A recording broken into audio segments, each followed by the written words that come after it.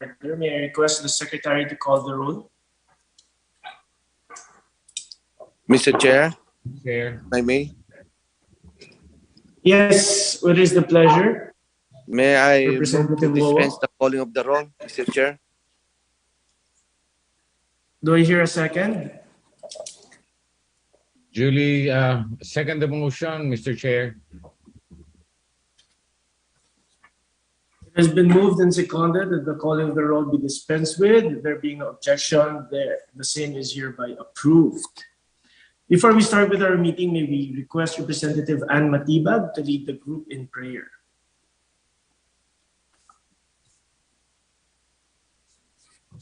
Yes, Mr. Chair, in the name of the Father, and of the Son, and of the Holy Spirit, amen. Almighty God, we praise you and we thank you for giving us another day to do your holy will in the service of our country. We thank you for giving us the health, the strength of mind and body to be present in today's meeting. We ask that you bless and give guidance to the brave leaders who earnestly fight to lower the electricity rates, to make the best decisions for the benefit of the Filipino masses, especially those in economic hardship.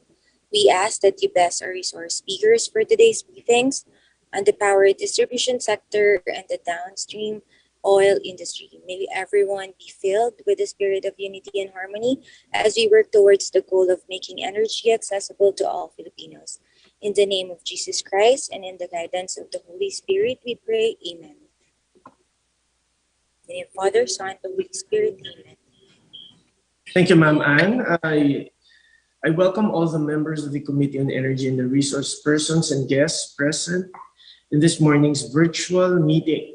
Thank you very much for coming. Today's agenda is the briefing on the electric power distribution by the National Electrification Administration, or NEA, the Philippine Rural Electric Cooperative Association, or the PHILRECA, the Philippine Federation of Electric Cooperatives, or the PHILFECO, the Private Electric Power Operators Association, PEPOA, the Manila Electric Company, MERALCO, and National Association of General Managers of Electric Cooperatives, or NAGMEC. As in the 4 briefings conducted, the members will again be informed and updated, this time on the electric power distribution. The agencies will update us on the present situation of the electric power distribution, their mandates in relation to power distribution, the issues, challenges, and appropriate solutions to be undertaken, in the role of legislation in the improvement and progress of the energy sector. Before we proceed with the meeting, may I acknowledge first the presence of the members joining us in this morning's meeting. We have Vice Chairperson Noel Bong N. Rivera, Vice Chairperson Edwin Guardiola, Vice Chairperson Caroline Tanchay, Vice Chairperson Edgardo Egay Villagracia Lim Salpame. We also have Representative Wowo Fortes. We have Representative Ambrosio Boy Cruz. We have Representative Gerville Jinky Beatrix Arluistro. We have Representative Francisco Paulo Ortega. We have Representative Sonny Lagon, Representative Ann Matibag. We have Deputy Minority Leader Presley De Jesus, Representative Ria Vergara, Representative Eulogio Leo Rodriguez, Representative Ana Victoria Veloso Tuazo, and Representative Filimon Espares. If I wasn't able to acknowledge you, please message me in the chat. And may I now request the Committee Secretary Mel to acknowledge the presence of the resource persons in today's meeting. Thank you, Mr. Chair, Your Honor. Good morning. May I acknowledge the presence of the resource persons in today's meeting. From the Philippine Rural Electric Cooperatives Association, we have Executive Director, General Manager, Attorney Janine Depay Kulingan. From the Philippine Federation of Cooperatives, we have Acting Chairperson, Ms. Rosel Chodosio. From the Manila Electric Company, President and CEO, Attorney Ray C. Espinosa. First Vice President and Head Regulatory Management, Attorney Jose Ronald V. Valles. Vice President and Head Utility Economics, Mr. Lawrence Fernandez. From the Private Electric Power Operators Association, President Attorney Ranulfo Ocampo. From the National Association of General Managers of Electric Cooperatives, President, Mr. Allan Laniba. Mr. Chair, we're still waiting for the attendance of from the DOE and the NEA, National Electrification Administration. Thank you, Mr. Chair, Your Honor. Thank you, Secretary Comsec Mel. So supposedly the briefing shall be done by the NEA, PHILRECA, PHILFECO, PEPOA, MERALCO, and NAGMEG. As in the previous briefings, I would like to request the committee members to allow our resource persons to complete their respective presentations and then reserve their questions after all the agencies have presented. May I also request the resource persons to make their briefing presentation concise for us to be able to have ample time for discussions. Since NEA, Comsec Mel, NEA is not yet here. Yes po, Mr. Chair. Can you please call them so that they can be informed to join? I understand, sir, Administrator Vanessa po nag-positive yesterday sa antigen sa house. Oh, okay. So, skipping NEA, can we go to PHILRECA? Is PHILRECA ready to give us their briefing or presentation? Yes, Mr. Chair. Yes, Attorney Colingan, you may now make your presentation. Thank you.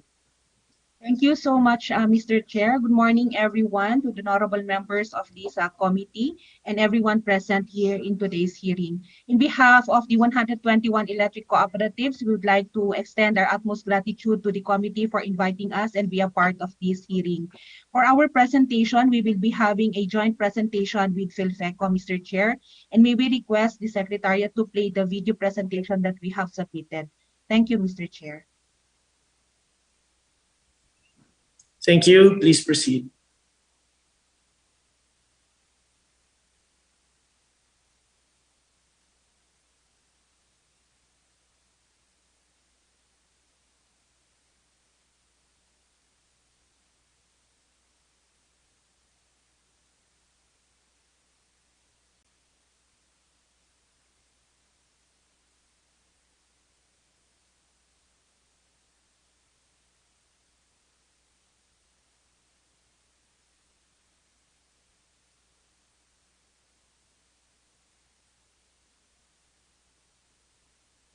Mr. Chair, may we be allowed to do the sharing of the presentation instead of the Secretariat?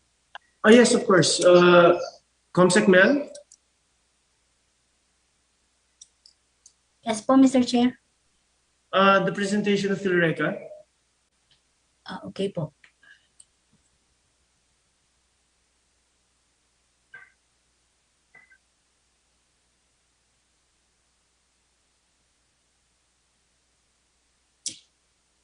The Philippine Rural Electric Cooperatives Association, or PHILRECA, is the national organization of the electric cooperatives in the Philippines. As part of the One ECMCO movement, PHILRECA works hand-in-hand with 23 other EC-allied organizations to champion the interests and welfare of electric cooperatives and member consumer owners. For over 40 years, PHILRECA has served and done its utmost effort to advocate and provide assistance to all electric cooperatives in their pursuit of total rural electrification and rural development. As we press on with these endeavors, PHILRECA remains true to its vision to be a proactive, dynamic, and resilient PHILRECA that is an advocate of the rural electrification program and sustainable development to united allied organizations, globally competitive electric cooperatives, and empowered member consumer owners, and its mission to empower member electric cooperatives and allied organizations through the advancement of policy advocacy, to accelerate the improvement and development of each member EC's institutional capacity, to ensure harmonious relationship between and among electric cooperatives, allied organizations, government regulatory agencies, and other stakeholders, and to be a leading provider of energy and electrification-related data for public and private consumption. As early as 1974, no less than NEA Administrator Pedro G. Dumol strongly advised the cooperative leaders to federate, face the challenges, and fight for the co-op survival and development as private organizations. In 1979, Federation of Electric Cooperatives of the Philippines, or FECOPHIL, was formally organized. It was organized to serve as a representative voice of the country's electric cooperatives and served as the watchdog of the implementers of the Rural Electrification Program and the member consumer owners they serve. In 1990, FECOFIL adopted a new corporate name and henceforth came to be known as the PHILRECA, or Philippine Rural Electric Cooperatives Association. PHILRECA embarked on integrated programs designed to adequately respond to the varied needs and often critical demands of the ECs in their continuing effort to achieve institutional viability and optimum service efficiency. In 1964, the United States Agency for International Development, or USAID, conducted a survey of the country's power situation. Finding that the electrification program had been moving quite slowly as private utility operators continued to ignore serving the rural areas, the study recommended the adoption of the Rural Electric Cooperative System of the United States. In 1966, during the state visit to the United States of then-President Ferdinand Marcos, arrangements were made for USAID assistance in the Philippine Rural Electrification Program. A contract with the National Rural Electric Cooperative Association of the United States was executed. The NRECA made feasibility studies for pilot projects. 2 rural electric cooperatives were set up, one in Mindanao and the other in the Visayas. These were the Misamis Oriental Rural Electric Service Cooperative, or Moresco, and the Victorias Manapla Cadiz Rural Electric Cooperative, or Velasco. An electric cooperative is a non-stock, non-profit, service-oriented company whose purpose is to deliver electricity to its customers or members. As provided in Section 2 of PD 269, because of their non-profit nature, cooperative character, and the heavy financial burdens that they must sustain to become effectively established and operationally viable electric cooperatives, particularly, shall be given every tenable support and assistance by the national government, its instrumentalities and agencies to the fullest extent of which they are capable. For a brief rundown of electric cooperatives, there are 121 ECs in the country who are members of PHILRECA. Now, zooming in, 100 out of the total 121 electric cooperatives are on-grid ECs, or those connected to the grid. On the other hand, 21 ECs are isolated or off-grid ECs. In Luzon, we have a total of 12 electric cooperatives.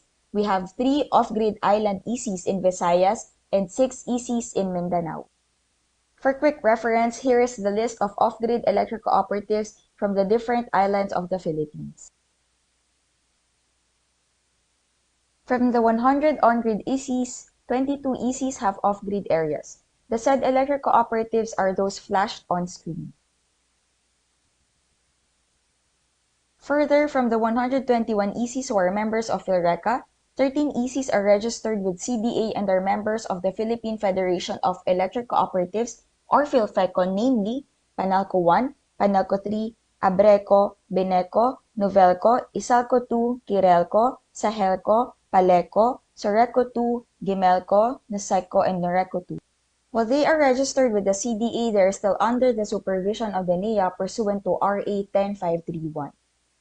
One of the foremost advocacies of PHILRECA is to push for legislative measures that will help secure and preserve the gains of rural electrification in the last 50 years and ensure the continued relevance of electric cooperatives in nation building. Just to browse through some of the legislative measures shown on screen are the recent that we supported and we already signed into law. Starting with RA 11646, to the Power Block representatives, we made sure that the interests of our member ECs will be protected by giving the ECs right of first refusal in energizing identified underserved and unserved areas. That's why even if third parties will enter our franchise areas through this law, again, ECs are still allowed to take the lead in energizing such area. Second, we also have RA 11535. The municipal, city, and provincial levels are now required to appoint a cooperatives development officer whose one of their primary functions is to assist groups and startup organizations in forming their own cooperatives. Cooperatives, as we all know, are the best and most democratic way of ensuring modes of production, and the economy itself is owned by as many people as possible. Third, RA number 11552, the extension of lifeline rate subsidy. As the ECs organization, we make sure to follow and monitor as many legislative measures as we can so that we can either voice our position and concerns on such measure or possibly, and more importantly, to try to influence our policymakers to decide on what is good to our sector. our ECs, and our member consumer owners. Listed in this slide are the other legislative measures we are supporting that are still pending at the House of Representatives or Senate. The association is hoping to see these bills passed into law in the 19th Congress with all our position papers considered. An equally important task of the association is to monitor developments, not just in the legislative branch of government, but in the same manner, to check on the other agencies, mostly those that are regulatory in nature but including others that may have an effect or effects in our operations. Shown on screen are some of the issues and concerns with regulatory agencies and other partner government agencies like the DPWH, BIR, DBM, and others. As an organization, we need to bridge the gap of the EC and member consumer owners' concerns with regulatory agencies and other government partners. Starting with the DOE, the latest concern we raised before DOE are request for extension of renewable portfolio standards compliance, opposition to the rationalization of UCME. The next agency is the ERC. We fervently appeal for the urgent resolution of all pending applications or petitions before the Commission, especially those filed and pending way back 2013. We likewise raised our concern on the impact of increasing the subsidized approved generation rate due to imposition of excise tax on diesel and bunker fuel oil, and the adjustments in the UCME with an impact of around 0.2051 per kilowatt hour. Finally, we hope that the Commission will formulate a pre-approved generation rates for RE generation facilities to eliminate backlog on tariff approval of RE generation facilities to achieve early commercial operation and accelerate the realization of total electrification. Finally, shown on screen are the recent issues and concerns that PHILRECA appeals for NEA's immediate action. Timely disbursement of ECERF for restoration of EC facilities affected by calamities, conduct of consultation with ECs on policies, memoranda, advisories affecting concerning the ECs, updating of price index and come up with formula for price adjustment, review and revisit NEA engineering bulletin to strengthen existing distribution facilities to adapt and to withstand adverse conditions and disruptive events in relation to the Philippine Energy Plan on Resiliency. Review of the GM selection process. Guidelines in the appointment of NEA representatives to the ECBODs, project supervisors, and acting general manager. Review of EC performance parameters. In the past, rehabilitation of distribution systems of ECs affected by calamities took months to a year to complete because of lack of funds and manpower. This put the communities in a vulnerable position as rehabilitation had to be shouldered solely by the affected EC. But with Task Force Kapatid, a corporate social responsibility program of ECs spearheaded by PHILRECA in cooperation with its member ECs and the One EC Network Foundation, power restoration and rehabilitation of damaged facilities are accomplished in record time. For the most recent Task Force audit, a total of 98 electric cooperatives sent 403 teams, 2,452 contingents, and 470 vehicles and help in the restoration of distribution systems of ECs, 19 in total, affected by Typhoon Odette. They were deployed mainly in regions 4B, 6, 7, 8, 10, and Caraga. We also have other CSR projects. We have Pantawid Liwanag program, which continues to serve as an inspiration to the entire movement and continues to be duplicated with the help of frontline services of the government social agencies. The Community Pantry, and Kadiwa ni Ani at Kita. PHILRECA, likewise, in coordination with other partners and stakeholders, conducts capacity building activities such as trainings, educational webinars, as well as meetings and collaboration with other groups within and outside the energy industry. There are also webinars, seminars, trainings, and other events as shown in the presentation. Before we end this presentation, we deem it necessary to mention the recent pressing issues and concerns confronting our member ECs.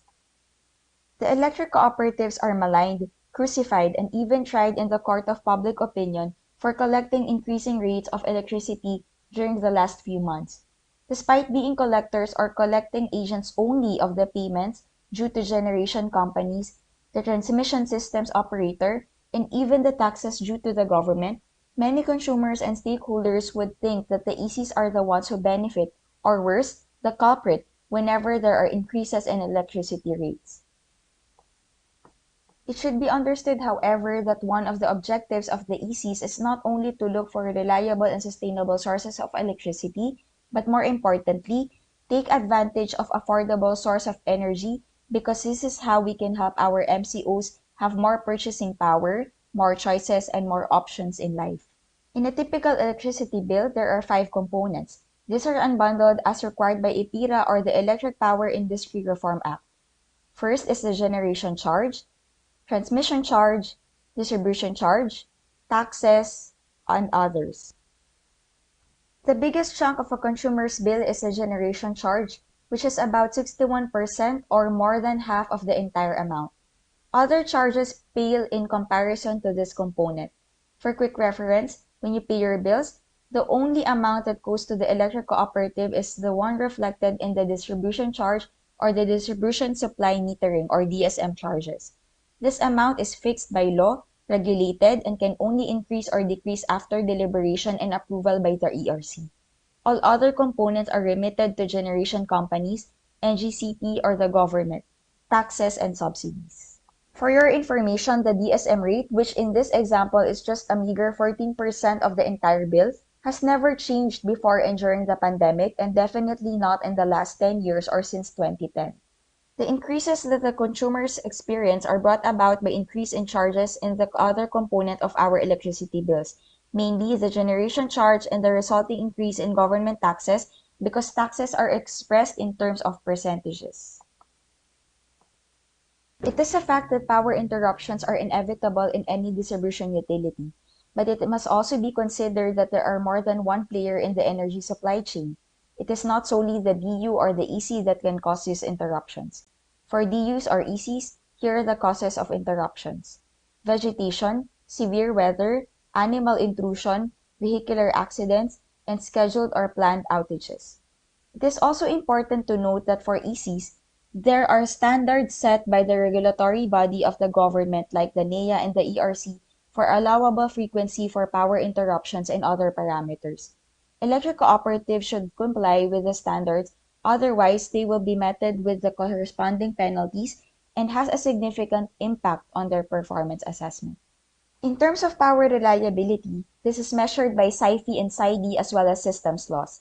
System Average Interruption Frequency Index or SAIFI indicates how often the average customer experiences a sustained interruption during a predefined period of time, while System Average Interruption Duration Index or SAIDI indicates the total duration of interruption for the average customer during a predefined period of time. We end this presentation with the hope and prayer that someday, and we hope this happens very, very soon, that electrification sector will be able to offer the most reliable, most affordable, and most sustainable source of energy to everyone.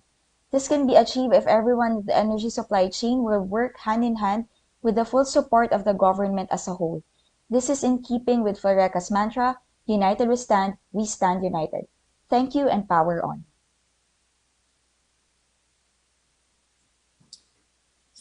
Thank you, Attorney Colingan. Is that the whole presentation of PHILRECA? Yes, Mr. Chair, thank you so much for the opportunity to make the presentation. We would be glad to reply to any queries should there be. Thank you so much, Mr. Chair. Thank you.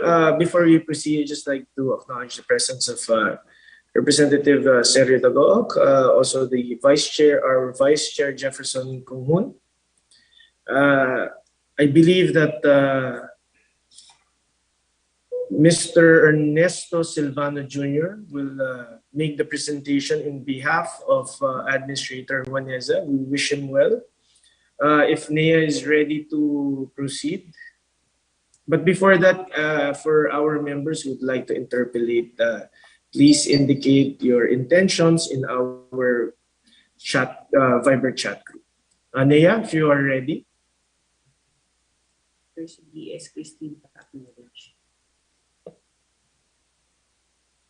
Also, I'd like to acknowledge the presence of Deputy Speaker, 'Christine' Singson-Mijan. So, Mr. Ernesto Silvano Jr., if you're ready to make your presentation.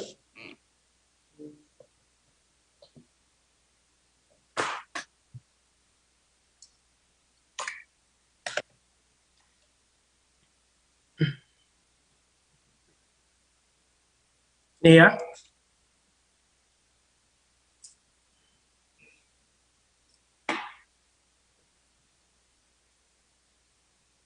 Seems like they're also having technical difficulties. If let's go for, okay, here we go. Nea, we can't hear you.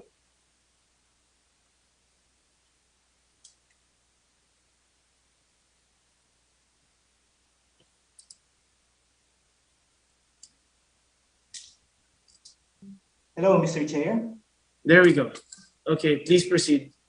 Okay. Thank you very much, Mr. Chair, and all the honorable members of this committee present and my colleagues as well. We prepared, Mr. Chair, a brief presentation for NEA on electric power distribution.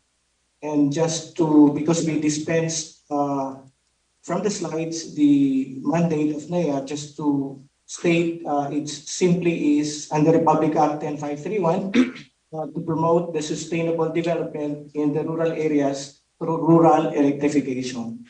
Then secondly, to empower and strengthen the NEA in pursuit of the electrification program and bring electricity through the electric cooperatives and its implementing arm in the countryside, even in the visionary or economically unviable areas. And lastly, to empower and enable electric cooperatives to cope with the changes brought about by the restructuring of the electric power industry. If I may proceed, Mr. Chair, on the slides. Yes, please proceed. Yes, sir. We prepared a very basic, although the nature is very much technical, but we tried our best to do this as layman as we could. Next slide, please. Our presentation would involve four areas. That's the basic power industry relationship. Secondly, the capital expenditure plan. Third, system losses. And fourth, system reliability. Next slide, please. So basically, Mr. Chair, this is the as per connection to the grid. This is how we look at the power industry. So it starts with the power plant and as connected to the transmission substation. And the electricity goes through the high voltage transmission lines, either a 69 kV, a 138 kV of the transmission substation. And this is further converted at the power substation of the distribution utilities to 13.2 kV, and that one is what is coming in to the electric cooperatives and is further transformed through distribution transformers so that it can be used by the consumers at the 220 volts voltage. So this is the infra as we look overall on the power industry. So next slide, please. So by transaction and power flow, the one in dotted red dotted lines is the power flow, meaning the electrically connected to each other. So the generation portion, that's whether it's a private at the left side, Mr. Chair, or government power plant or a DU power plant, is electrically connected to the transmission line, that's the red dotted lines, and is electrically connected to the distribution system and to its captive customers or the contestable customers. But on the other hand, the transaction flow or the business segment, the blue lines, is the relationship between these Excuse sectors. me, Mr. Silvano. Yes, Mr. Chair. Can you reflect that the whatever you're saying is reflected on the slides also, because it's just frozen to the first slide as presented to us as how we can see it. Sorry, Mr. Chair. Actually, at our side is already the second slide. I hope it is now seen. We're seeing still the Basic first. power. This one. Basic power This one, industry sir? relationship, Mr. Chair. Yes, but your slide is only on briefing on the electric power distribution. It's still on the first slide. Next slide, please. Is it now seen, Mr. Chair? Basic power industry relationship. No, it's still on briefing on the electric power distribution. Ito na po yung nakalabas. I do not know where the problem is, but in our, Mr. Chair, is already the set slide. Who's in control of the presentation of NEA? Is it coming from your side? Yes, sir. It's coming from our side, sir. Ito po. But on Oh, our there. side, Now it's reflecting it already. Okay, please continue. there's Thank a you. delay. Parang delay siya pa. Inulit ko na lang It's po. just a delay. Okay. Okay, now it's reflecting. Thank you. Please continue. Okay, sir. So the red dotted lines, if I may start again, is the power flow. So this is where the different sectors are connected electrically. So the generation side, and then transmission, and then distribution, and then to its captive customers or contestable customers. So the blue line is the business segment line. So this is where you have the power supply agreements. So it could be between the generation and the distribution, generation between the generation being the supply, then we'll have a power supply agreement with the distribution or a contestable customer. And the distribution or the West and First could have a direct relationship or a power supply with the contestable customer. And WSM also can have a direct relationship or agreement with the system operator, through the system operator, and they can have direct agreements with the contestable customer. And of course, the distribution here has having captive customers have the direct relationship with the captive customers. So basically, there are just two flows here, Mr. Chair. The blue one is the transaction flow. The red one is the power flow or the electric connection. Next slide, please. So here, to start with the capital expenditure plan, I just have three items here. First is the objective for having a Capex. Then the project types of Capex projects and the distribution plan procedure. Okay, next slide, please. I hope this is now seen, Mr. Chair, the objectives. I think there's quite a delay. I hope it is now seen on the screen. So basically the objectives of having a Capex, one is to provide a uniform system for filing applications for the approval of Capex projects. That's the first one. Second one is to ensure that the projects are timely, appropriate, necessary, and cost efficient. Then third, to ensure that the procurement of equipment, materials, and services are transparent, competitive, and compliant with the applicable laws and regulations.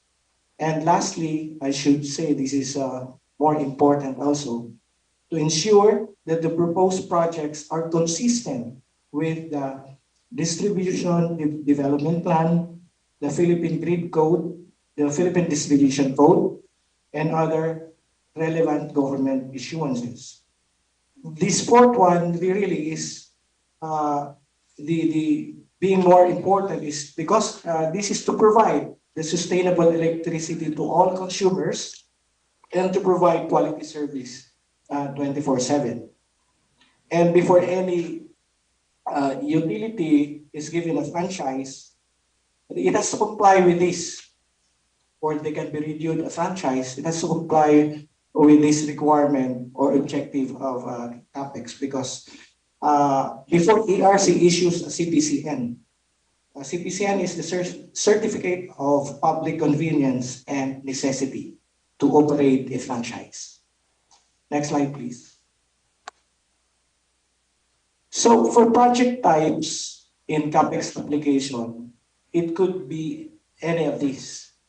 It could be for safety, it could be for capacity, it could be for power quality, it could be for system loss, and it could be for reliability.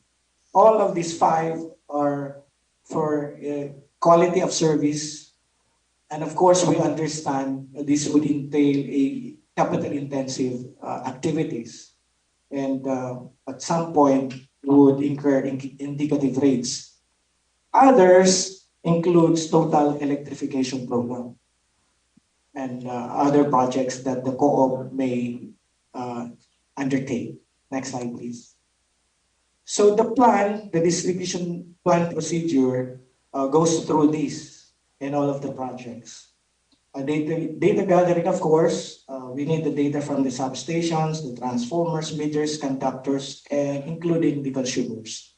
Then for forecasting, that's relates to demand forecasting as we go through the years of, let's say, 5 or 10 years of forecasting of its demand.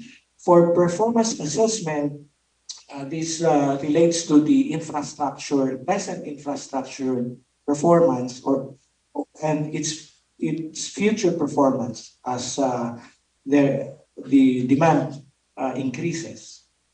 And for goal setting and prioritization, these are the project types that I mentioned earlier. And for project formulation, here, alternative solutions are presented and decided upon.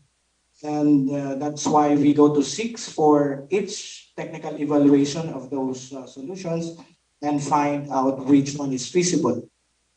Then for economic evaluation, of course, this relates to which one is least costly. So, and then capital budgeting, of course, is the funding source for the project. Next slide, please.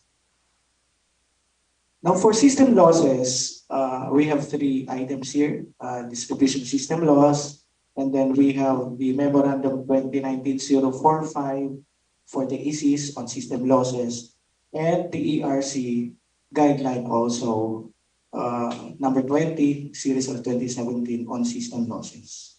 So item 2 NEA memorandum relates to our key performance standards, parameters for the ECs to comply for their performance. And ERC resolution number 20 relates to already the feeder system losses cap by cluster. I will show that in the next slides, Mr. Shi. So for distribution system loss, this is how it looks. It starts with the transmission lines, where if it is owned by the EC, that one is included in the computation for system losses. Then we have the substation transformer. Then we have the primary distribution lines after which there is another conversion of a distribution transformer before it goes to the secondary distribution lines, and then service drop to the consumers this time. If I may, the existing system of the electric cooperatives, or originally designed of the distribution system of the electric cooperatives, the transmission lines were designed to have or be allowed at least a 1% system loss. The substation transformer allowed to have up to a 2% system loss. Then the primary distribution lines allowed to have up to a 3% system loss. Then the distribution transformers allowed to have a 2% maximum system loss. And then the secondary lines allowed to have at least a 3% system loss. The service drop allowed a 1% system loss. And then the meters allowed another 1% system loss. If we have to total that, that is 13%. So that relates back to the cap that is allowed by the ERC originally. So without the sub-transmission lines for ECs without sub-transmission lines, their cap is 12%. So with sub-transmission, that is 13%. So that is the original design of the EC's distribution system. And we improve, and the ECs will improve from there on as we move forward to these coming years. I'll show more slides. Next slide, please. So when we talk about distribution system losses, there are two losses being referred to, Mr. Chair.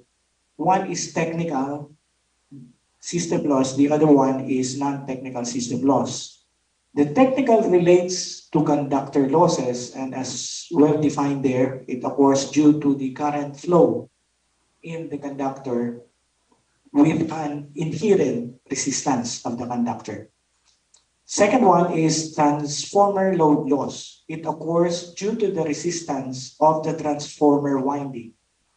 This increases as you increase the load in that transformer. The third one, transformer core loss, regardless of load, this is caused by the electromagnetic effects of the transformer. This is of the transformer core, and this is regardless of load level. The other one is non-technical. So this refers to direct thief or pilferage, as we commonly call. And this is direct connection of household or a consumer with a secondary distribution line without a kilowatt-hour meter. The second one is meter error. The meter which cannot accurately measure the energy consumption if it is defective, not calibrated, wrong installation, or tampered. The third one is a billing irregularity or error. A no reading of energy consumption, inaccurate reading of energy consumption, or a wrong entity of a meter multiplier. Next slide, please. So in our NEA Memorandum 2019-045, this originally was the computation for system losses. It's just plainly, although it is in formula, the system loss in percent is equals to the energy input or otherwise energy purchase minus the sales. Energy output is the metered sales over the input again. So that's in percent. But if we want just in kilowatt hour, so it's just energy input minus energy output.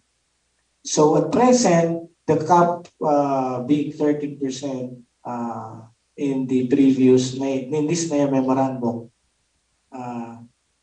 we place 10% if they are below the cap, within the cap, if they are within the cap, in our key performance standards for the ECs. Next slide, please. Next slide. So then ERC, in its ERC Resolution 20, series of 27, came up with rules setting up system losses. This time, feeder loss cap for each feeder. And this one is now being followed by the ECs on different clusters. There are 3 clusters here, cluster 1, 2, and 3.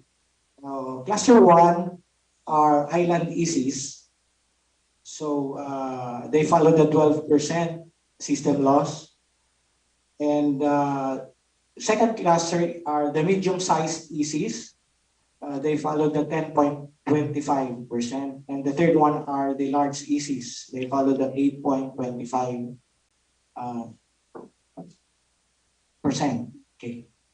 So, okay, if I may, can you slide before, please? In this list, Mr. Chair, in the cluster 1, 18 out of 25 ECs are within the 12%. But moving forward to ERC's resolution, only 17 out of 25 will pass the 12%. In cluster 2, referring to the 13%, 80 ECs out of the 88 in cluster 2 will pass the 13%, but referring to the more stringent ERC 10.25%, there will only be 53 ECs out of the 88 who will pass. And for cluster 3, 7 ECs out of 8 will pass the 13%, and for the more stringent 8.25%, only 3 will pass out of 8. Next slide, please. So the next item is on system reliability, and I will present 3 sub-items: reliability indices, causes of power interruption, and NEA performance parameters for the unscheduled power interruptions. Next slide, please. So actually, basically, this is the formula for SAIFI and SAIDI, as earlier described already by PHILRECA by definition. So it's just the total number of sustained customer power interruptions. Sustained customer power interruptions are interruptions 5 minutes and above. Below that, we are not being measured by ERC. This falls under MAIFI, but is not a part of this. But for SAIFI, these are those 5 minutes and up customer power interruptions over average number of customers served. So the figure here reflects that if you have, just an example, 1,000 customers who experience 5-minute interruptions over the year, because this is measured on a yearly basis, over 100,000 customers connected to that line or feeder, then the customer will have a 0.001 interruption per customer per year. In terms of SAIDI, SAIDI is the duration, or in minutes. So it's just multiplied by the number of minutes. So 1,000 times 100 minutes, if, as an example, over still 100,000 customers. So it would mean a 1 minute of interruption per customer per year, if that is the data. So that is how both are interpreted, Mr. Chair. Next slide, please. So for causes of power interruption, ERC has classified it according to this: unscheduled, scheduled, major store, power provider, and its code has identified as meaning human being, if it's like electrocution from a person. Lightning, of course, we know, who surged from natural calamities. And trees, of course, this is relative to Republic Act 1361, anti-obstruction law. And then for overload, this is relative to an equipment overload. Errors refer here to the other equipment. Equipment errors. The equipment failure here refers to the major equipment as classified by ERC. Others refers to the smaller equipment like switches and all that, the fuses. It refers to that. And unknown causes are those causes na hindi po na inabutan ng electric light. There is a interruption And while they were investigating the interruption, bumalik yung ilaw, so hindi na nila nalaman yung reason of that interruption. So they are classified under 011. Scheduled, of course, are announced at 004. And major storm, this refers to the typhoons, of course, and power providers. So for major storms, this is around just 5% of the total interruptions for the ECs, but have longer duration, which involves around 41% of the total interruption. For scheduled interruption, this is about 6.77% of the interruptions of the ECs, and the duration of about 8.45% of their total duration. For power providers, this refers to the generation and transmission, and this is a bigger share of interruption. It's about 14.51% interruption with an 11% duration interruption. Next slide, please. So this is the parameter at present for unscheduled interruption, which the ECs are measured. For on-grid, sa EFI is 25 and duration is 2007. For off-grid, allowed is 30 and duration is 3,371. Of course, we do not want interruption. So that is why we have capital expenditure projects towards improving, removing this interruption that is going on with our electric cooperatives. But we know that as we improve on that, it's capital intensive, of course, because it will entail Capex projects. So moving on, next slide, please. Recently, we issued the EC a memorandum on that for them to go into smart gridding, because this ultimately will remove all those uncalled for interruptions and supply deficiencies and etc. for the smart gridding. But this one, as we know, we classify this into 4 levels. Next slide, please, just to show the levels. 4 levels of the ECs. Right now, ECs have levels 2 and 3. About 40% of the ECs have levels 2 and 3. So this is what we are following and monitoring for the ECs. As you can see, level 0 is just the manual operation of the ECs in the far left. And level 1 would be the physical network transformation from SCADA and to SCADA and GIS. Levels 1, 2, 3, implementation of distribution management system. And level 3 is initial implementation of SMART. Around 40% of the ECs are now in release. And we hope that is where we are assisting technically and capacity building for the ECs. So just an example, Mr. Chair, why I say it is very much capital intensive. Just for a simple meter, a mechanical meter, following smart gridding, converting that into an AMR or an AMI to conform with smart grid. AMI is automated meter infrastructure. Lower than that is just reading, automated meter reading. But for smart reading, we would want an automated meter reading. And that, if we change all the meters, just to exaggerate about this, if we change all the meters of the consumers, Mr. Chair, and we have 15 million consumers all over the Philippines and the ECs, its smart grid meter costs 5,000. So that would be about 700.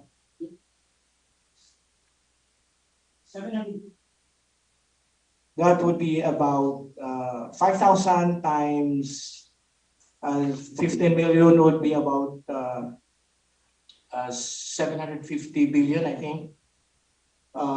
So if we divide that by 10 years, so that would entail about 7.5 billion each year of investment. So as we can see, it's not so easy for, especially the ECs, which are non-profit. And, so we have to do this slightly. That's why we have the levels 1, 2, 3, and 4. And we will continue to assist them and capacitate them and monitor the ECs towards improving that. So we could improve from those outages, and everything is recorded, and including the supply problem. Next slide, please. I think that's the end of the presentation for NEA, Mr. Chair. Thank you very much. Good morning. Thank you, Nea. Before we proceed with the PEPOA, may I just acknowledge the presence of Vice Chair Arnie Fontebella, Representative JC Abalos, Representative Marvin Rillo, Representative Romeo Acop, Representative Zaldi Villa, and Representative Rihan Princess Sakalungan. Proceeding, may I now recognize PEPOA President Attorney Ranulfo Ocampo for his presentation. Attorney Ocampo. Yes, good morning, Honorable Chairman of the Committee on Energy, Lord Allan Velasco, the honorable members of the Committee on Energy, and the resource speakers and guests of this hearing. Good morning. I'd like to share with you the presentation of PEPOA. Actually, I have two presentations. The second one is a little bit more detailed, but this one is more of a general overview.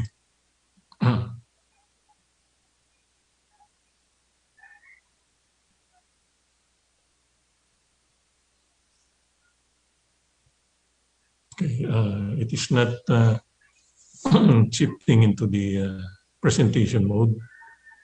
Wait. Yes, okay. Anyway, okay. The Private Electric Power Operators Association is an association of privately owned distribution utilities. We currently have 18 members. 10 are in Luzon, 4 in the Visayas, and 4 in Mindanao.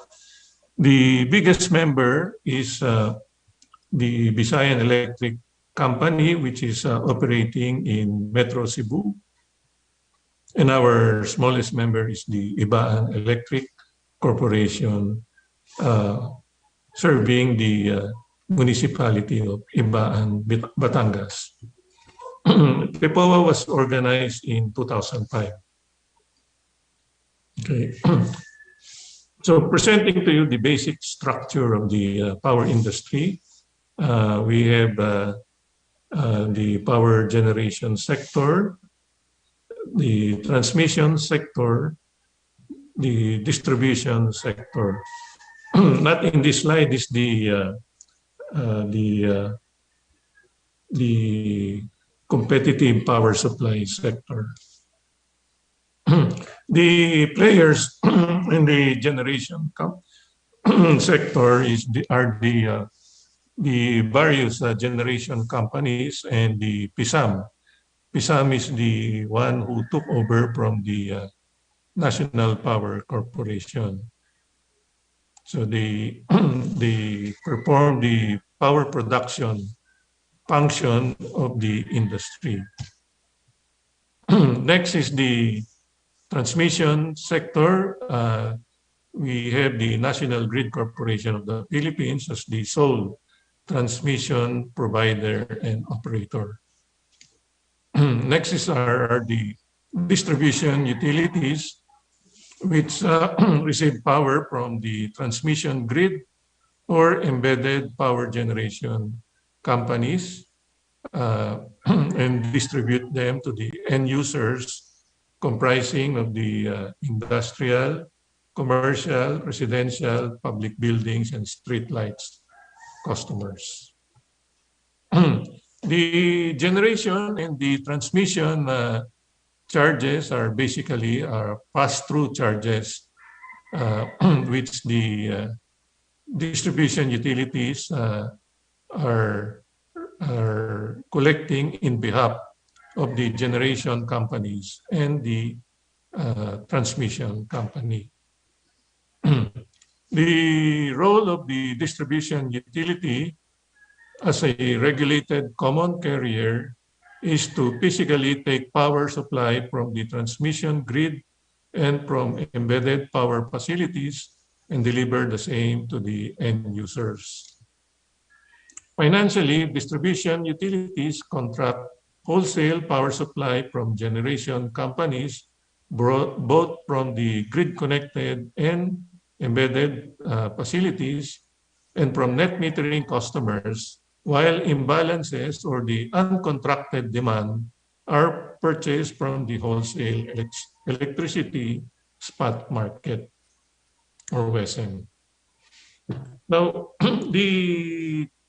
the charges of the distribution utilities to end users have been unbundled pursuant to the mandate of the EPIRA, and based on the sample charges of a PEPOA member, a typical PEPOA member, 70% comprises the generation charges, while transmission charge is about 5%, system loss is about 4.3%, distribution charges consisting of the distribution, supply, and metering charges is about 6.3%. Government charges are 3.5%, and the value-added tax is about 9.8%. So based on this sample of unbundled rate components, 93.69% are pass-through charges, which are paid and remitted to the suppliers and government agencies. Now, just to show to you why the generation charges have been escalating in the recent months, primarily because the prices of coal per metric ton has escalated from January 19.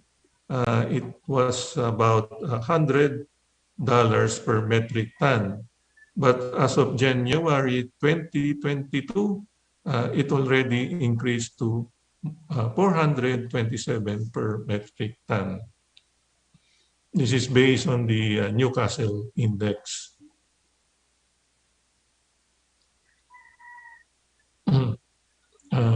So this is another graph of the 5-year historical prices of coal. Now, the reason for the increase in the coal price is because of the increasing demand in the international market.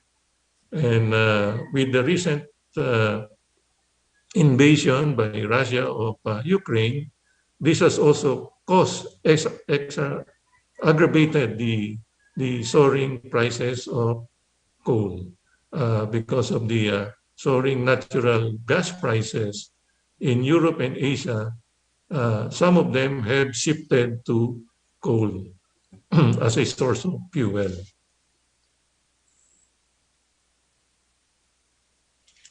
In addition, the peso per US dollar exchange rate has also been increasing. In 2019, the price of a $1 is about 51 pesos. In 2020, it has improved to 49.22. In 2021, it began to increase to 50.34, and now in 2022, the price of $1 is about 55 to 57 pesos. In 1 year, showing the graph for 1 year, from 50 pesos as of September 9, it was already 56.80 per US dollar.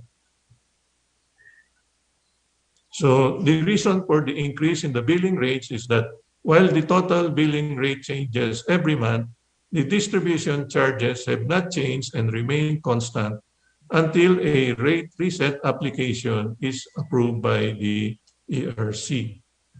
Public hearings are conducted by ERC when a distribution utility files an application for rate adjustment.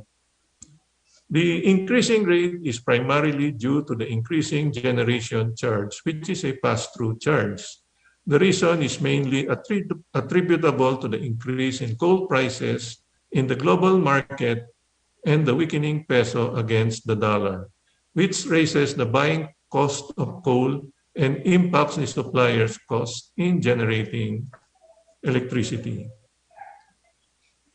Moving forward, DUs are now mandated to conduct a competitive selection process in the procurement of wholesale power supplies.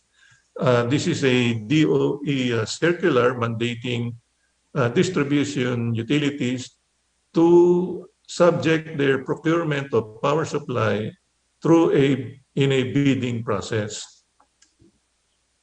For transparency, the DU terms of reference for the procurement of power supply for the captive market are required to be posted at the DOE website and published at newspapers of general circulation, thereby opening the market for wholesale power generation and supply to investors.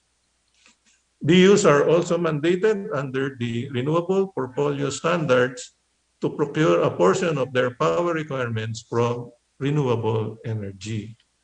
The objective here is to procure clean and indigenous power supply at competitive rates from reliable power generation companies.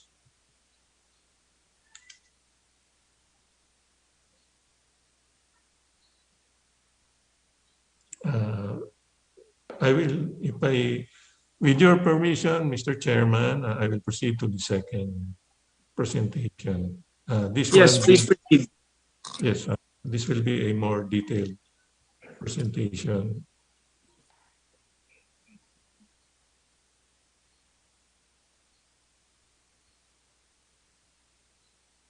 So the outline of the second presentation is again the power sector, distribution sector, ARCOA, system losses, and the CSP, issues and concern. So this is a more detailed graph showing the basic structure of the power industry. As stated in the EPIRA, generation is the production of electricity. It shall be competitive and open and not required to secure a franchise. Transmission is refers to the conveyance of electricity through the higher voltage backbone system. It shall be regulated and subject to rate-making powers of the ERC. Distribution is the conveyance of electricity by a utility through its lower voltage system. It shall be regulated and subject to rate-making powers of ERC. It has an obligation to provide distribution services and connections to any end user located within its franchise area. And the port sector is the supply sector. The DUs act as the suppliers to the captive market. For the contestable market, this is upon declaration of the retail competition, refers to electric, cooperative, private corporation, government-owned utility, or LGU, which has an exclusive franchise to operate a distribution system in accordance with the EPIRA. The distribution of electricity to end users shall be a regulated common carrier business that requires a franchise. This may be undertaken by private DUs, electric cooperatives, LGUs, and other authorized entities, subject to regulation by the ERC. So the DU system, the distribution utilities physically take power from the grid consisting of the transmission network and substation. Then it is received by the DUs through their sub-transmission assets or line. Before, most of these sub-transmission assets were owned by Transco, but under the EPIRA, they have been mandated to be sold to the distribution utilities. So most sub-transmission assets are now DU operated, owned and operated.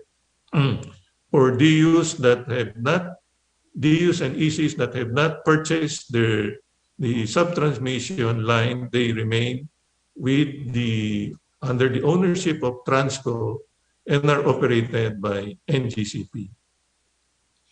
So from the sub-transmission asset, the power is brought down in terms of voltage in the DU substation from 69 kV typically to 13.8 kV for the private utilities. So when they are stepped down from the sub-transmission line, they pass through the primary distribution line, rated mostly at 13.8 kV for the private utilities. And then it passes through a distribution transformer where they are distributed to the end users. Upon step down, this will be the secondary distribution lines.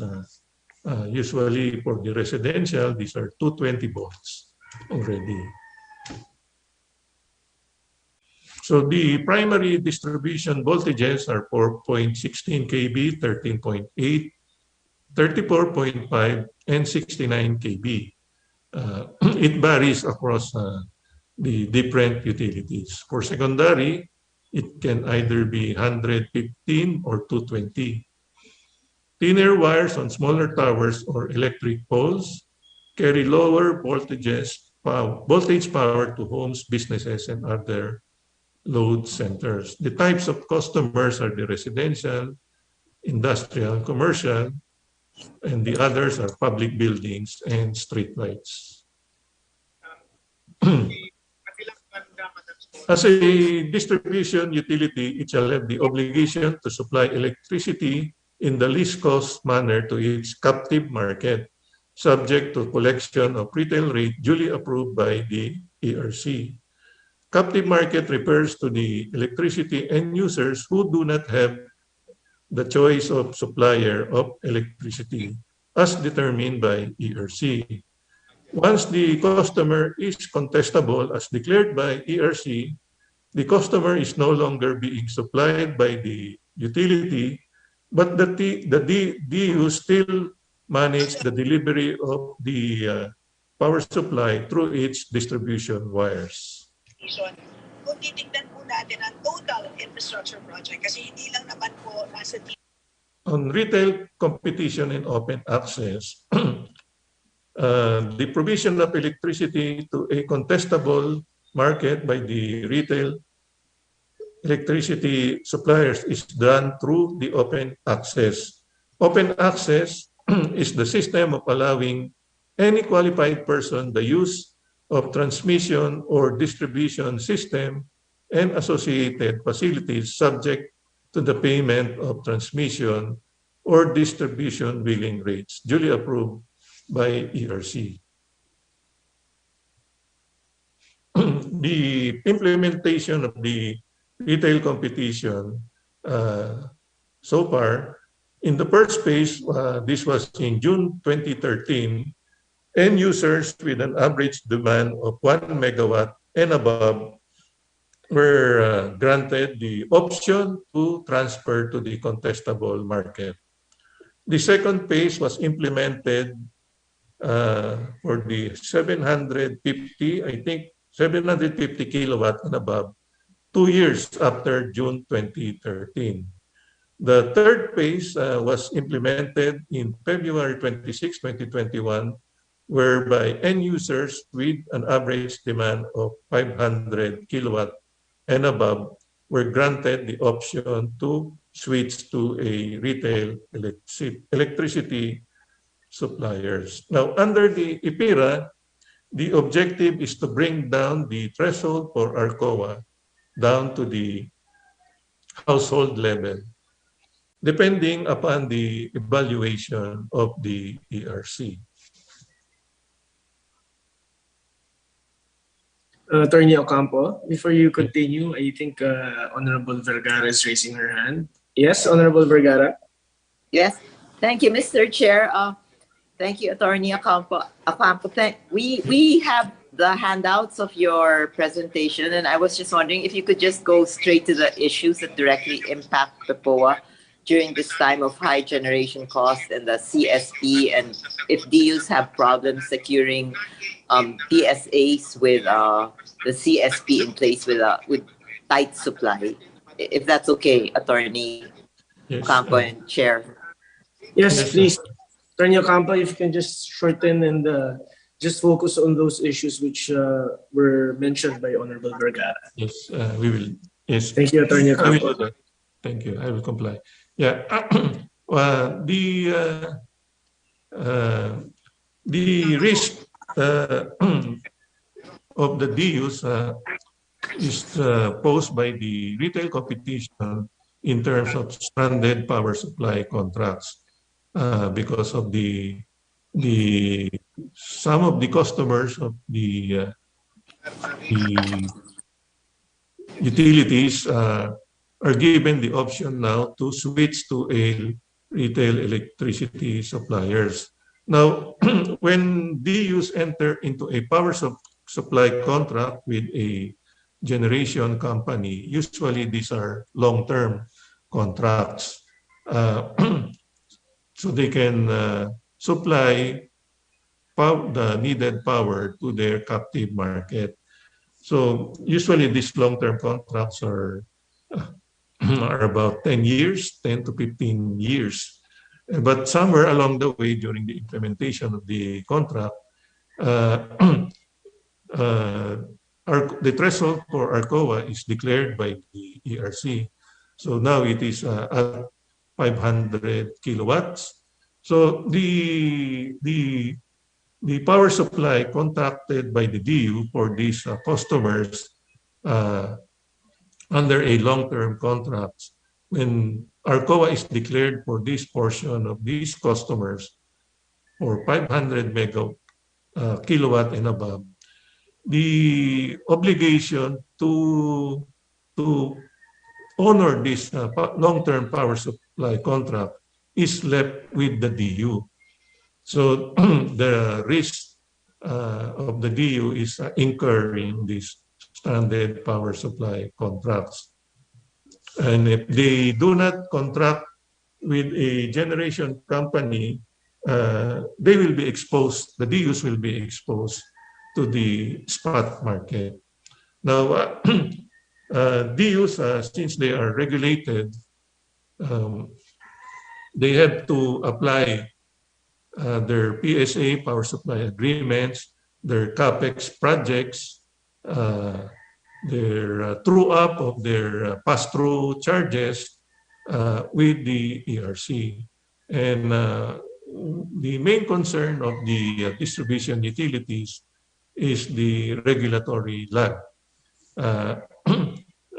The cases that are now pending before the Commission are not being resolved in a timely manner. Even the, if I may go to the last line,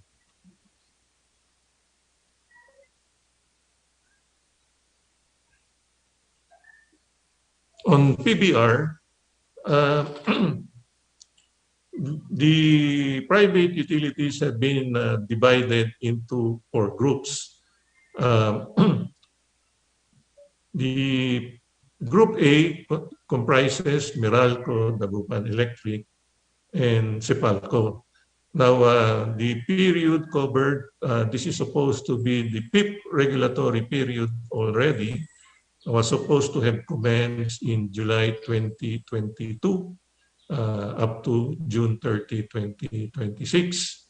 Now, the utilities in Group A have already filed their applications for the resetting of their distribution charges. And it is now pending before the ERC. Now, prior to this, the Commission was supposed to have issued the rules for PBR way back in 2015, but that was suspended by the Commission. And they were supposed to come out with the new rules on PBR, but they were not able to issue that or promulgate the new rules on PBR. So much so there was a lapse period between 2015 up to 2021.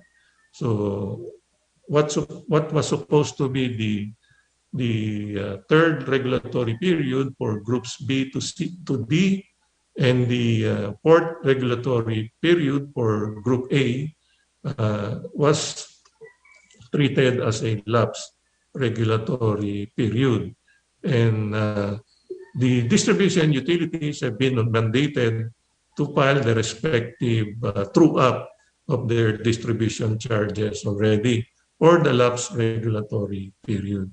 So we are now in the process of resetting the distribution charges under the PBR, starting with Group A. Group B to C and D are supposed to file their respective PBR application in the succeeding years. And all these groups are now mandated to file their true-up application of their distribution charges. In the true-up, under PBR for the distribution utilities, they are being regulated under the price cap regulation, meaning that you cannot go over the mandated price cap set by ERC. So the true-up is basically if the distribution utilities manage to have a revenue beyond the price cap set by ERC, they are required to refund the excess revenue earned over the price cap. Not revenue, but the average rate earned by the DUs, the price earned over the price cap is supposed to be refunded to the end users. In the same token, if the distribution utilities earn a price that is lower than the price cap, then they are entitled to recover their under-recoveries of the price earned below the price cap. So to answer the query, the main concern of the DUs is the regulatory lag in the resolution of cases pending before the ERC. So those are the presentation and concerns of the private distribution utilities of PEPOA. Thank you. Thank you, Attorney Ocampo, for that presentation. Would the PHILFECO have any presentations or manifestations?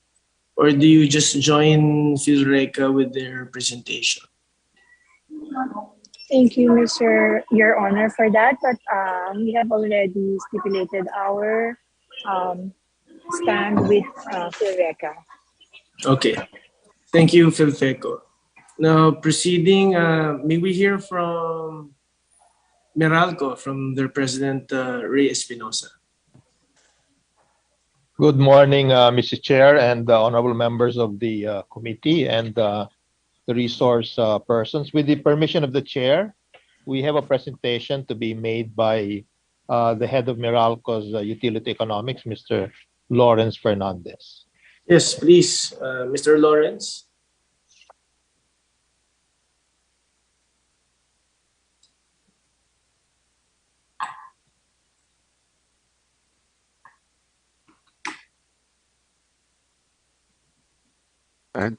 Thank you, Mr. Chairman. Sir, so we have a short report for the committee. So first, we'll provide a very quick overview of the Morocco service area, and then we will update the committee on the status of several initiatives and key performance indicators for distribution utility like Meralco on electrification, on programs that we have in conjunction with the ERC and DOE to empower our customers, the power supply procurement plan and the status of implementation, some updates on the rates, and then we will close with a few policy recommendations for the consideration of the committee. So first, just an overview on the Morocco service area. So Morocco's franchise consists of NCR and the provinces of Bulacan, Rizal, and Cavite, plus portions of the provinces of Pampanga, Laguna, Batangas, and Quezon. So it is around 3% of the Philippine land area and is composed of 111 cities and municipalities. And as of the end of 2021, Meralco had 7.4 million customers. It is home to approximately 1/4 of the Philippine population, but serving around 50% of the gross domestic product of the Philippines. So in terms of some technical and customer service indicators, Meralco has striven to continuously improve its performance. So as seen in the System Average Interruption Frequency Index and the average time to connect premises, so both are also regulatory indicators that are monitored by the Energy Regulatory Commission. These have improved over time. Admittedly, for the plant's System Average Interruption Duration Index, these have shown some years with an increase, but these are mainly due to projects we have in conjunction with DPWH and other government agencies to implement BBB and PPP projects for the relocation of electric facilities. So going now to the status of the electrification of Meralco's service area, we'd like to report that also reported in the 39th EPIRA Implementation Status Report of the Energy Department, Meralco has achieved 100% electrification of its households based on the 2015 census of the Philippines. So this arises from a memorandum that the DOE sent to all distribution utilities to achieve 100% household electrification by 2022 using the 2015 census of population of the Philippine Statistics Authority. But of course, Meralco recognizes that its customer base continues to increase and we have certain areas that are more difficult to provide service using conventional extension of line facilities. So we have programs like the microgrid systems. This one, as shown in the slide, is in Isla Verde, a component of Batangas City. So the island is 1,625 hectares, and it's about 5 to 6 kilometers from the nearest port, the Ilihan Port in Batangas City. It consists of 6 barangays with a population of 1,420 households, equivalent to around 5,500 people. So in close coordination with the USAID and the Batangas City local government, Meralco, along with them, implemented a small microgrid system in the barangay of San Agapito. So this barangay was energized through a 31.4 kilowatt peak solar plant plus a 192 battery energy storage system. So this has been successfully operating for a couple of years already, and Meralco is proposing an expansion microgrid project that will consist of 1.3 megawatts of solar PV 1,000 kilowatt or 2,900 kilowatt hours of battery energy storage system to be supplemented by 1,000 kVA of diesel generators. This has been filed with the ERC with the goal of serving all households in the more than 10 resorts on the island, along with other smaller commercial establishments and essential facilities like schools and barangay halls. Similarly, on the other side of the Luzon Island, Meralco is implementing microgrids in the island of Cagbalete. This is in Mauban, Quezon. So similar to Isla Verde, Cagbalete is a remote island, still within the franchise of Meralco. It is 1,795 hectares. So far, we have energized 140 households using a pilot microgrid consisting of solar panels, batteries, and a small diesel genset. And we are targeting to extend electric service to all the remaining 800 households and numerous resorts that are on the island. So Meralco has built actually a 1.4 megawatt ground-mounted solar facility supplemented by 2.1 megawatt hours battery storage system and diesel generators totaling 1,000 kilowatts to be able to serve the rest of the island. So this is now awaiting regulatory approval before we energize. So, Mr. Chairman, going now to programs that we have been implementing with the DOE and ERC to empower our customers.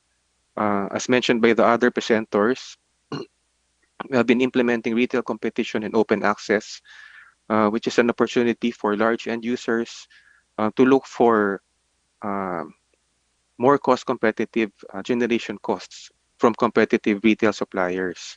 So far in the Meralco service area, around 1,400 large end users have switched to competitive retail suppliers.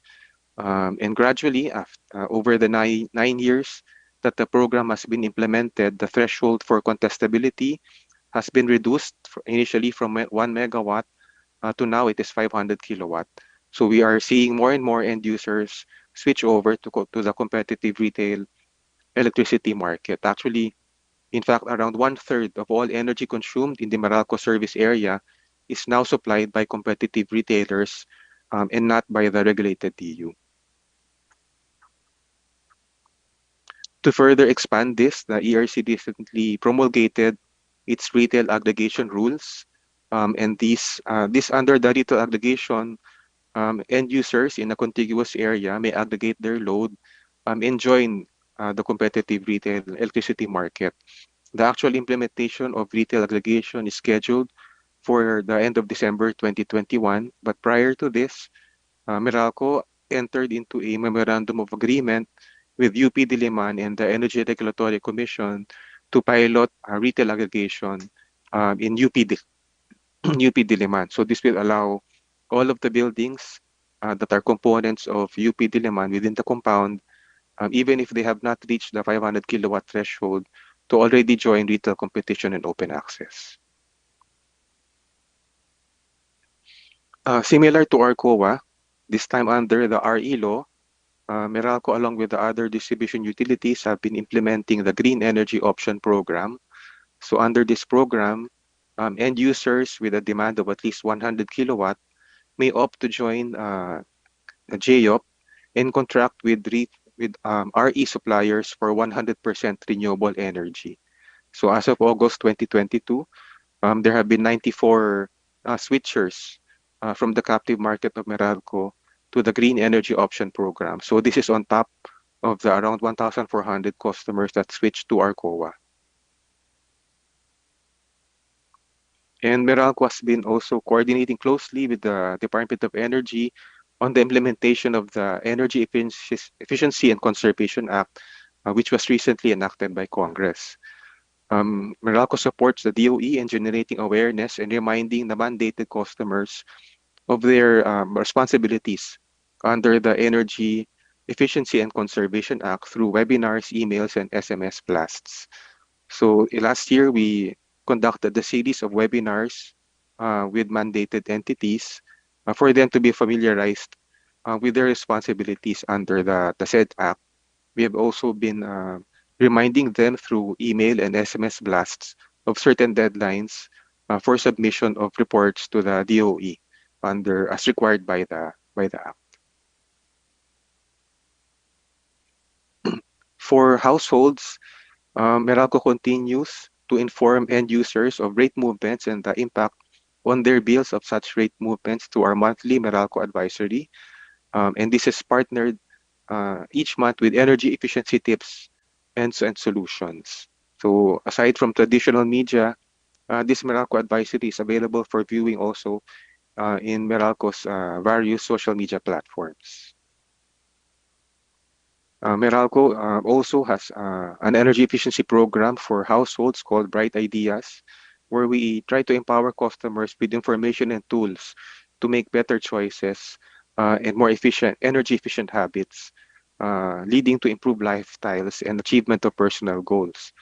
So aside from our orange tag and our summer preparedness education campaign, we also have a appliance calculator on our website and our app so that the end users can more closely study their consumption and see what fits their own lifestyles. Moving also with the evolution of our customer base from the traditional ways to reach the utility of hotlines and visiting the branches, Meralco has expanded all of our channels of communication and accessibility to our customers. So customers may now reach Meralco through email, through SMS, through Viber, through our Meralco online app or our website, through a video call, and through our various social media platforms like Facebook, Twitter, Instagram, and YouTube. And actually, Mr. Chairman, we have seen that just in the past couple of years, in terms of the manner of contacting our customers contacting Meralco, we have seen a shift now more towards digital channels. And majority now of our contacts from our customers now go through that such digital channels, although voice continues to be a large portion at 44%. So far, much of the queries received by our contact centers are on, of course, on tariffs and on outage and incident reports. So, and we're happy to report that we're able to resolve almost 100% of those contacts when we receive them. And for both homes and businesses, we have our peak off-peak program. So this is an alternative generation pricing scheme that is based on the time of usage. So this reflects the different cost of generation according to the time of day. And customers can avail of lower generation costs in their electricity rate through predefined off-peak hours. So for the Meralco area, as approved by the Energy Regulatory Commission, the off-peak periods are 9 p.m. to 8 a.m. for Monday to Saturday, and 8 p.m. to 6 p.m. for Sunday. And we're happy that many, especially of our small and medium enterprise customers, have been able to take advantage of this program to reduce their bills and improve also their competitiveness of their businesses. Meralco has also been implementing the net metering program, starting with the energization of the first net metering customer of the country in 2013. Meralco now has around 5,000 net metering customers, and the Meralco area hosts around 2/3 of all net metering customers in the Philippines.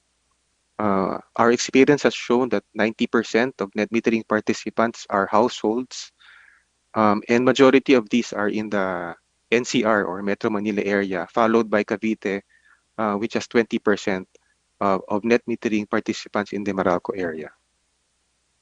So recent data, we've seen that around 100 applicants are energized under the net metering program in the Meralco area per month.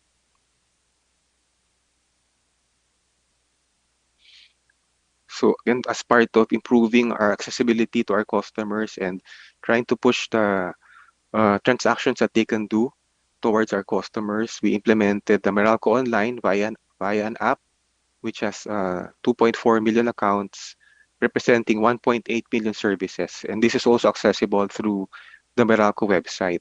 where customers can view and pay their bills and even apply for service.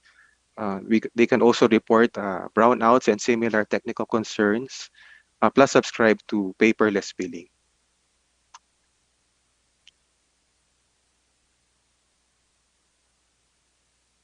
And looking forward, Mr. Chairman, MERALCO is planning, as proposed, to implement advanced metering infrastructure in the MERALCO area to empower customers with real-time information and serve as a modernized platform for retail choice program, and provide a live link between the customer and the DU for faster service and a safer and more resilient distribution network. So as mentioned, the capital expenditure proposal for AMI is part of MERALCO's fifth regulatory period reset application and involves the deployment of information systems, communication infrastructure, and the installation of over 2 million smart meters as a first phase of what we see as a 20-year deployment plan for advanced metering infrastructure to eventually cover all of our customers. So the objective is to improve customer experience through remote reading, reconnection, and outage detection to prevent bill shock to the provision of accurate and timely consumption of information, especially in times, for example, now of pandemic or health crisis. We also hope that this can minimize customer outage-related complaints, as MERALCO can more proactively advise customers actually of the status of the network and also enable more effective programs for energy savings. So this will also benefit not just customers, but also the network by strengthening its operations and intelligence. This can improve the operational efficiency and resilience of the network and make it more safe to operate, and also support the increased adoption or absorption of renewable energy plants within the distribution network. And we've seen that this is also the direction of other utilities abroad. So we think that it's also time for the Philippines to look at this and see how we can take advantage of this for the benefit of our customers. So as mentioned, key features as approved by the ERC and their rules of an AMI infrastructure is the capability of remote reading, remote connection and disconnection, reconnection, outage management, pilferage detection, consumption monitoring, and reporting. So given this intelligence in the network, this will enable customers to actively manage their consumption, leading to increased energy savings and avoidance of bill shock. And one demand-side management program that MERALCO would like to implement that will be enabled by AMI is the automation of the interruptible load program. So through intelligence and the communication infrastructure, we're hoping to implement and to automate the ILP to reduce the time spent in the deployment and dispatch of demand response, enhance real-time visibility, so making ILP more effective, and enable us to also monitor in real time the deloading of ILP participants in response to red alert notices from the NGCP.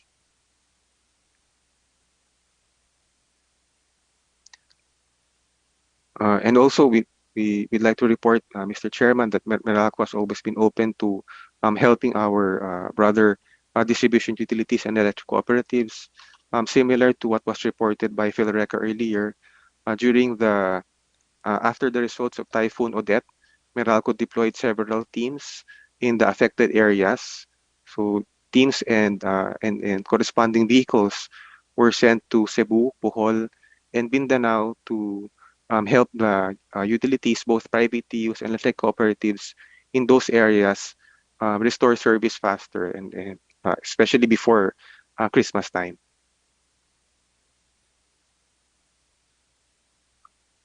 Now going, Mr. Chairman, on the implementation of the power supply procurement plan as approved by the Energy Department. So in recent years, MERALCO has enabled the development of greenfield RE plants through cost-competitive power supply agreements. In 2016, MERALCO conducted a price challenge that resulted in a power supply agreement with a 50-megawatt solar plant of Power Source First Bulacan. And also in 2017, a power supply agreement for the 85 megawatt solar plant of Solar Philippines Tarlac, which resulted in prices much lower than what was originally offered during those price challenges, and also much lower than the feed-in tariffs that were approved by the ERC. Phase 1 of Solar Philippines Tarlac began operations in 2018, and Power Source First Bulacan Solar started operations in May 2021. And in compliance with the competitive selection process rules of the DOE, MERALCO has been implementing the technology neutral provision of these rules so that all of its CSPs, even for the requirements that are not exclusive for RPS compliance, have been open to RE-based suppliers. So for example, in the 2019 CSPs conducted by MERALCO, 1/5 to 1/3 of the participants were RE-based suppliers. And even the 1,800 megawatt CSP conducted that was started in 2020, we saw that 6% of the offered capacity was RE-based. But even more than that, Mr. Chairman, under the DOE-approved power supply procurement plan of MERALCO, we have 4 RE-specific competitive selection processes lined up with a total capacity of 1,650 megawatts, and these are intended for RPS compliance. So to be able to invite suppliers, as many suppliers as possible, this power supply procurement plan is published on the e-portal of the Department of Energy, along with the invitation to bid in terms of reference for these CSPs. These new PSAs will supplement MERALCO's existing contract portfolio. MERALCO is adequately contracted with only minimal sourcing from the spot market. So over the years, as shown in the PSPP that we submit to the DOE, the share of the spot market purchase over time ranges from 3% to 12%. In 2021, MERALCO's Western purchases was around 10% of the total requirement.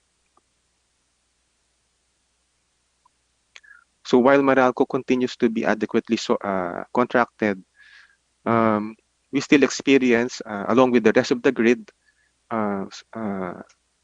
supply deficiencies and are affected by generation deficiencies. So over the years, as can be seen in the chart, since 2014, every year we have the Luzon grid has been experiencing yellow and red alerts as declared by the National Grid Corporation of the Philippines. As recently as September 12, when NGCP placed the Luzon grid on yellow alert for several hours in the afternoon of September 12. So this was mainly due to supply deficiency, although this was preceded, Mr. Chairman, on Sunday, September 11, by an automatic load drop-in because of the tripping of 2 major transmission lines. During this, the red alert last September 12, MERALCO activated Interruptable Load Program along with its participants. As of August 31, MERALCO has 119 companies representing 270 establishments enrolled under the ILP program within MERALCO that is capable of deloading up to 569 megawatts. During the September 12 red alert, 67 accounts were able to deload, mostly from the SM group. And because of this, no manual load dropping needed to be implemented in the MERALCO area, and we estimate 600,000 households were spared from rotating power interruptions because of the ILP implementation. Now, Mr. Chairman, on rates, first, we'd like to report that over the years, while in nominal terms, power prices have increased, and a lot of this has been due to inflation. If we remove the effects of inflation, what economists say in real terms, the overall average electricity rate in MERALCO has actually gone down from 8.85 pesos per kilowatt hour in 2012 prices. This has gone down to 6 pesos and 40 centavos by 2021, using constant 2012 prices from the Bangko Sentral. But admittedly, Mr. Chairman, especially this 2022, we have seen the power rate go up. And this is mainly due, as also reported by the other resource persons, to an increase in the generation charge, which on the average accounted for about 62% of the overall average Meralco rate in the first half of 2022. So this increased by 21% from 2021 to 2022 so far. The distribution share, the distribution supply and metering charges have declined from 17% in 2021 to 13% in the first half of 2022, partly reflecting the 34 centavos average refund as ordered by the ERC under its various distribution rate true-up decisions. For the remaining rate components in the Meralco area, transmission represented 9%, system loss 4%, and the various public policy charges or government impositions like the FIT allowance, taxes, subsidies, and the universal charges accounting for 11%. And just to situate Meralco in comparison with other distribution utilities and electric cooperatives in Luzon. So in terms of the overall residential rate, Meralco has the second lowest residential rate, and then in terms of the generation charge, Meralco has the fifth lowest generation charge as of August 2022.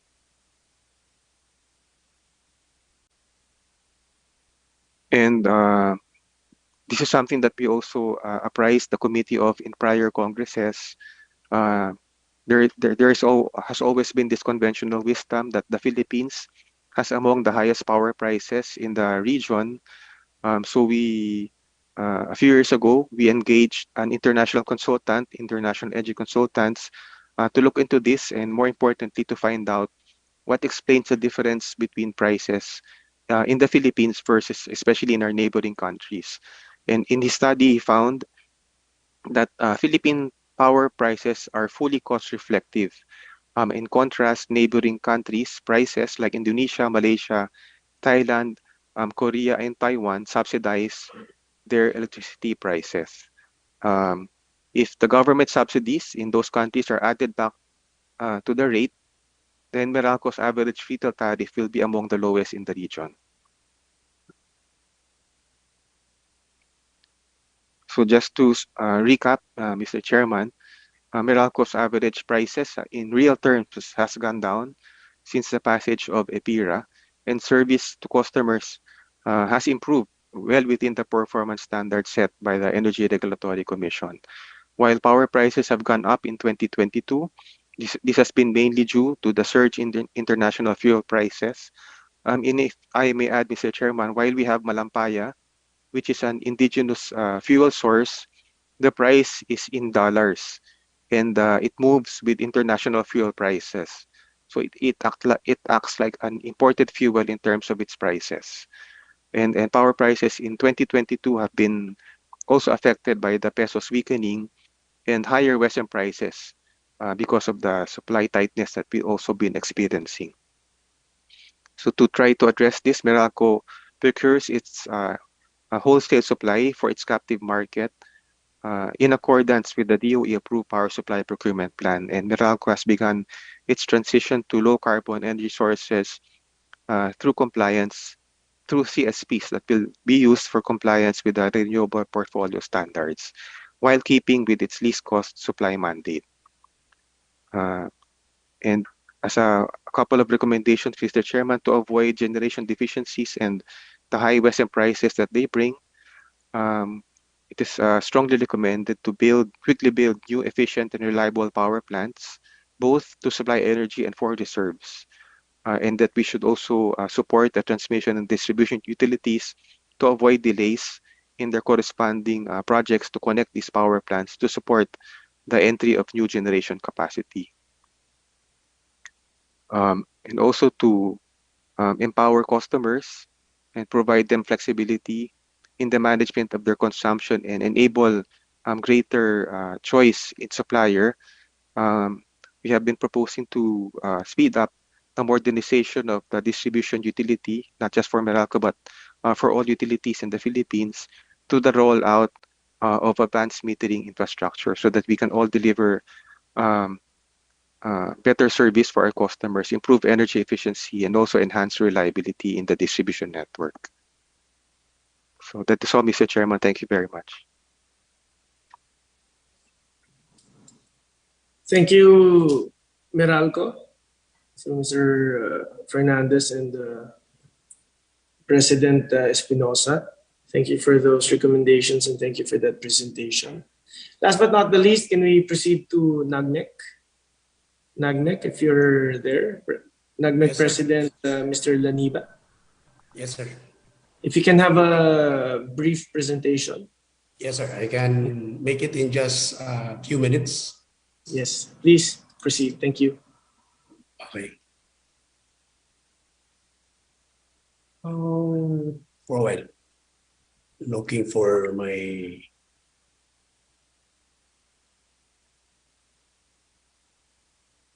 sir.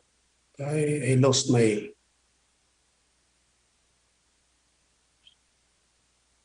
share screen. Oh, where is it? I have to.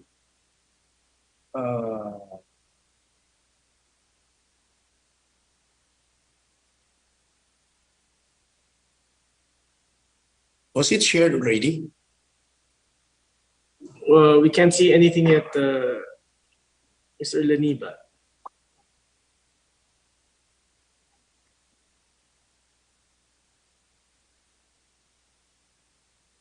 There. Okay.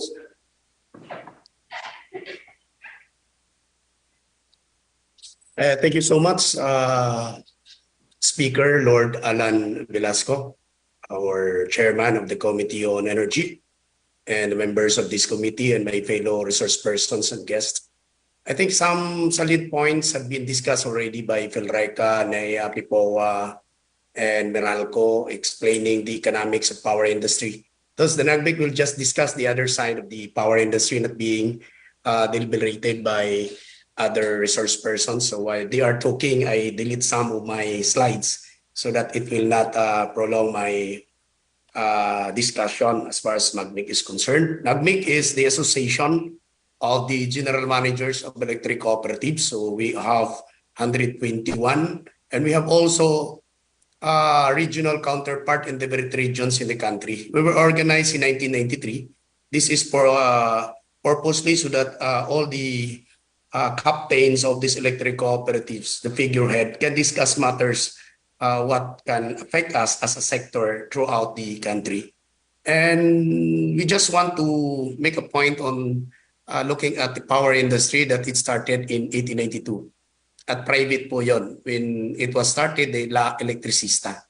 And history will tell that after 77 years, this is the map of the Philippines. After 77 years, when we lighted the first electricity through the La Electricista. That's the point why the government during the time of Macapagal and Marcos look at what had been done in the United States of America. And in the US, they implemented through electric cooperatives, and we patterned it from the US so that the countryside will be electrified. That's why we got a $19.4 million loan from US the time in 1972 during Marcos' time, and the pilot projects were in Morisco, Uno, in Mindanao, and Velasco, now here in Negros for the Visayas. And try to look at that before the electric cooperative, there are a lot of private and municipal systems serving 287 towns and 18 cities in the country. So the electricity were there already in some areas run by private and municipal system. But they could not energize apart from barangays. That's why we patterned it from America. So we have now 121 electric cooperatives. And if you're going to look at it, after 3 decades, this is now the map of our country. I'm just trying to present it that even though electric cooperatives are small distribution utilities, but as far as performance are concerned, to help this country develop, especially in far from barangays, it has done something in just a matter of 3 decades compared to that 7 decades that most of our islands were in darkness. This is it. I try to look at it. We just want to portray that even though we are small organizations, but we are not inferior as far as serving the far-flung barangays. We just existed more than 50 years compared to other distribution utilities who are already 129 years. But as far as the region are concerned, most of the regions are served by electric cooperatives. In terms of provinces, 77 provinces served by electric cooperatives. And as far as cities are concerned, maybe dito mas marami yung, hindi marami yung co-op because at the start, ang cities lang ang merong kuryente. But in terms of municipalities, 1,385, that's 93% of all the municipalities in the country energized by electric co-op, and for barangays, 36,000 energized by electric cooperative. That's comprised 86% of all the barangays. But most of these barangays are located in the far-flung areas. That's why we keep on telling that in order to preserve the success story of electric cooperative, we know that the renewal of our franchise is at the hands of Congress. That's why I think there are 87 electric cooperatives that are due for renewal of franchise because what's left in them is 5 years already. And for the NAGMEC, in order to preserve people empowerment, people's ownership, people's participation, and preservation of the success story of electrification in the Philippines and strengthening the cooperativism, we keep on knocking the doors of all the congressmen that the renewal of the franchise of the ECs will be given a positive response. And coexistence of the ECs and private players. It is an open book that there are some electric cooperatives who are already in the verge of being taken over by some private entities.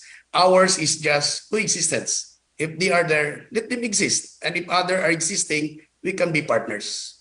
As to the power sector supply chain, it was discussed already by PEPOA. So we're just going into this that before EPERA, this is the power sector supply chain. But after the EPERA, the generation transmission been privatized. What's left that not privatized are DUs, but only half of that because other are private already. And because of that privatization, we are also with this VAT for taxes in every sector. So we are buying only one electricity, but why we are paying for taxes? So if it is inevitable to tax electricity, then let it be one tax only. That's a position of TAGMEC. And renewable energy is tax exempt. Pero as we observe, while it is exempted from tax, however, this is the comment of the end users. Electric co kasi yung direct doon sa mga konsumante eh. Sabi naman nila, wala ngang tax yung renewable energy, but we are paying the feed-in tariff allowance. So parang mayroong tax na rin in that context. As far as the electric bill is concerned, 60% of that is the generation charge. And only 17 will transmission and 18 will, 17% will go to electric cooperative. And there are some charges that have been discussed already by some resource persons. Another concern na lagi naming nire-raise itong presyo doon sa market. Nakita man. Excuse me, Mr. Chair. Yung slide ko ba na nakita po sa screen? Yes, we can see it. Oh, yeah. Because someone texted me that it's not nakikita. Yeah. Nakita. Thank you. And for the wisdom, ito rin pong tinitingnan namin because as far as electric cooperative are concerned, hindi kami gaya doon sa nasa city or sa MERALCO na yung peaking time niya magkaiba. In the rural areas, there is only one peaking time and that is 6 to 10. That's only for 3 to 4 hours and we have no option talaga. We cannot play with our load. If we will be contract within 24 hours for the base load. However, during peaking time, we are really forced to buy it in the market. And if in the market, the price is not stable, regarding this issue that it is still the clearing price, not the bidded price, So that's why we in the far-flung areas and the rural areas are keep buying during peaking time in the market with high cost. So noteworthy point, if the generation charges comprise more than 60% of the power rates, therefore any increase and decrease of generation rates significantly affect the electricity rates. And therefore, to reduce the electricity rates, legislation should focus primordially on the generation sector. Kasi ito yung source yung transmission is just pass on, distribution is just pass on, so the dictate of the price of electricity is in the source. So if the source is high, of course, it is transmitted and distributed with high cost. And therefore, logically speaking, we will focus on the source, which is the generation. As far as electric cooperatives are concerned, for 1 decade, 14 years, per record in ERC, there was no increase of the DSM. And the impact ngayon, yung impact ngayon sa mataas na rates ng kuryente, itong electric cooperatives being the distribution utilities at the same time, collector of the payment of electricity are financially bleeding due to increasing generation rates. Kasi kung in the next month mag-increase siya, nag-bill ako ngayon ng 10 million, but in the next month nag-11 million, short ako ng 2 million pag-collection dahil ibabayad ko doon. Then in the next month again, nag-i-increase na naman. So that's one thing na hindi talaga nakayanan ng electric co-op, and most of the electric co-ops now are financially bleeding. They are just collecting, pero kailangan mong bayaran yung generation company. And another thing na yung impact dito, dahil yung tao nagtitipid ngayon sa mataas na taripa ng kuryente, nung magtipid sila in terms of kilowatt hour, bumaba yung babayaran nila dahil mataas yung generation. So nung magtipid sila, apektado yung electric cooperative as far as DSM are concerned. So in terms of maintenance of its lines and its people, apektado din yung electric co-op sa ngayon. And if the categorization of the ECs as far as parameters or financial parameters are concerned affected, tatamaan din yung categorization. Ito din yung kaba namin, Mr. Speaker, na baka pag-renew namin, ang titingnan ang sa ngayon na meron kaming net loss or effect of these high rates, baka there are some that will question the credibility of that electric cooperative to be renewed by its in their franchises. Another thing, in the transmission charges, the billing determinant should be based on actual consumption, not on demand, as EPERA mandates the actual cost of electricity. And after how many years that we keep telling it to the ERC, at least the ERC were able to comprehend our contention, and I think that's last May 2022, they amended the UTS rules. However, doon sa UTS rules, nakalagay lang doon na in terms of force majeure, the billing determinant for transmission charges shall be based on actual, not based on demand. Before, nakita nila ito with the effect ng Yolanda at saka sa audit. Try to explain a little in layman's term. Example lang po, yung sa Soleco na tinamaan ng audit. Kung demand, 11 million yung bayaran nila sa transmission charge, and it will be paid by the 105,000 consumers. And therefore, every consumer will be paying 105 average, 105 pesos. Pero nung timaan sila ng audit ngayon, when they restored the line, 20,000 na lang yung consumer. And because it is based on demand, they will be paying the 11 million based on demand. And 20,000 consumer paying the 11 million, ang mangyari, tataas yung transmission charge, aabot ng 550 pesos average per consumer. So at least, natugunan na ito ngayon, and hopefully, mayroon pa kasing motion for reconsideration yung NGCP, and hopefully ma-implement na ito ng ERC, and if possible, hindi lang during force majeure, kundi even in normal times, because EPERA mandates true cost of power. Another thing, Mr. Speaker, is to connect the island to the grid. Ito yung issue sa Oriental Mindoro, Occidental Mindoro. If we will connect all islands to the grid, it will reduce the UCMA in the mainland consumers. And it will reduce the power rates also in the island and lessen the shortage of power. I think it's the mandate of Transco through its concessionaire to connect this island to the main grid. Thank you, Mr. Speaker. The NAGMEC is always willing to be of service and partner in any endeavor that will promote quality, reliable electricity, and of course, with the utmost intention that such development in the power industry will redound to improve the quality of life of all the Filipinos, especially the member consumer owners, those who are living in the far-flung areas. Thank you and good afternoon. Thank you, Mr. Laniba, for that presentation. But next time, please address me as Mr. Chair. Thank you.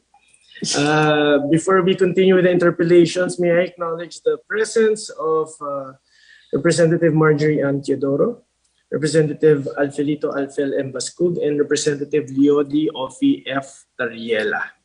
So this is actually second to the last of the briefings that we have for the energy. Then after that, we'll actually already tackle the bills that have been filed with the committee. I am very thankful for all the presentations given by our different resource persons, most especially giving their recommendations as to the policies that we have to tackle in the Energy Committee. But before that, there's one member who would want to ask a couple of questions, and we will give each member who would want to interpolate at least, or we'll give them 5 minutes to ask their question. So may I now call and recognize Honorable Ria Vergara. Ma'am? Thank you, Mr. Chair. I'd just like to get the reaction from any of our resource speakers. In our last briefing last week, President Ann of PEPA said, and I quote, she said that PEPA does not understand why DOs and co-ops don't want to enter into PSAs with the IPPs, and that they much prefer to source power from WESM. Since we have DUs and electric cooperatives in this briefing, I'd like to get your assessment on that statement. Is this true?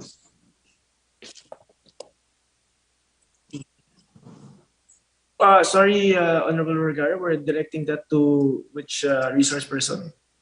It can be to PEPOA, to PHILRECA. Okay, let's listen first to PHILRECA, Attorney Colingan. Yes, Mr. Chair, maybe we can hear from NAGMEC, relative. Oh, NAGMEC. Okay, Mr. Laniba, if you can answer that question of Honorable Vergara. What was the question, sir? Yes, Ma'am Ria. I shall repeat, Mr. Chair. Mr. President Laniba, last week we had a briefing with PIPA, the Philippine Independent Power Producers Associations, and their president, Ann, said that she's confused and she does not understand why DUs and co-ops don't want to enter into power supply agreements with these IPPs. And you much prefer to go to WESM, where you feel the rates are lower but erratic. And having run a distribution utility, I found that statement that she made to be misleading, because I know all DUs and electric cooperatives want a stable source of power for their base load. So I'd like your reaction, sir, on that comment she made. And if it's even the true. electric cooperative, especially here in Region 8, we spent almost 3 months to form the TWG just to have that competitive bidding process para hindi talaga kami magkakamali, because that's the mandate of DOE and even in the ERC, that there must be a competitive bidding process. And I don't believe we will go to market wherein we can gain nothing from the market, ma'am. We can gain nothing from the market. We can gain more by contracting. Why? Because when we contract, if we can pay it in advance, we can have the 3% prompt payment discount. And the 1.5 will be given to the consumers and 1.5 will be retained to the electric cooperative. But in terms of buying it in the WISM, which is very volatile, I don't think we will resort into that. Ang hirap po mag-transact doon sa WISM, but as I have discussed kanina, in the rural areas where our peaking time is uniform, 6 to 10, we can do nothing but to buy it in the market for that 4 hours. But the statement na mas gusto namin doon sa merkado na hindi kami sigurado, hindi po totoo yun. Hindi po totoo. Thank you, Mr. Chair. can we get also a reaction from PEPOA, Attorney Ocampo? Yes, Attorney Ocampo, if you can hear your insights on the Yes, I disagree with that statement that DUs prepare to buy from the WESM. Actually, the role of WESM is to cater only to the imbalances of DU's power requirement. Imbalances refer to that portion of the demand which is uncontracted. And normally, the uncontracted portion is the residual portion. Majority of the requirements of the utilities are contracted out under PSAs. The problem is now we have the mandate from DOE to conduct a competitive selection process. This is a bidding process. No? It is good in one way because it opens up the market to interested investors and suppliers. But the process of preparing the terms of reference, we begin with the DUs begin with the development of their power supply procurement plan. So it forecasts what will be the requirements of a utility moving forward, for example, for the next 10 years, 15 years. Now, after developing that power supply procurement plan, the DU submit that to the DOE, and that is recorded in their PDP, power distribution plan. Now, then after that, the DUs have to develop their own terms of reference. These terms of reference take some time to develop. Sometimes DUs have to hire consultants, economists, so they can, and even some experts to develop this TOR. Now, once the TOR is developed, the TOR goes to the DOE for approval.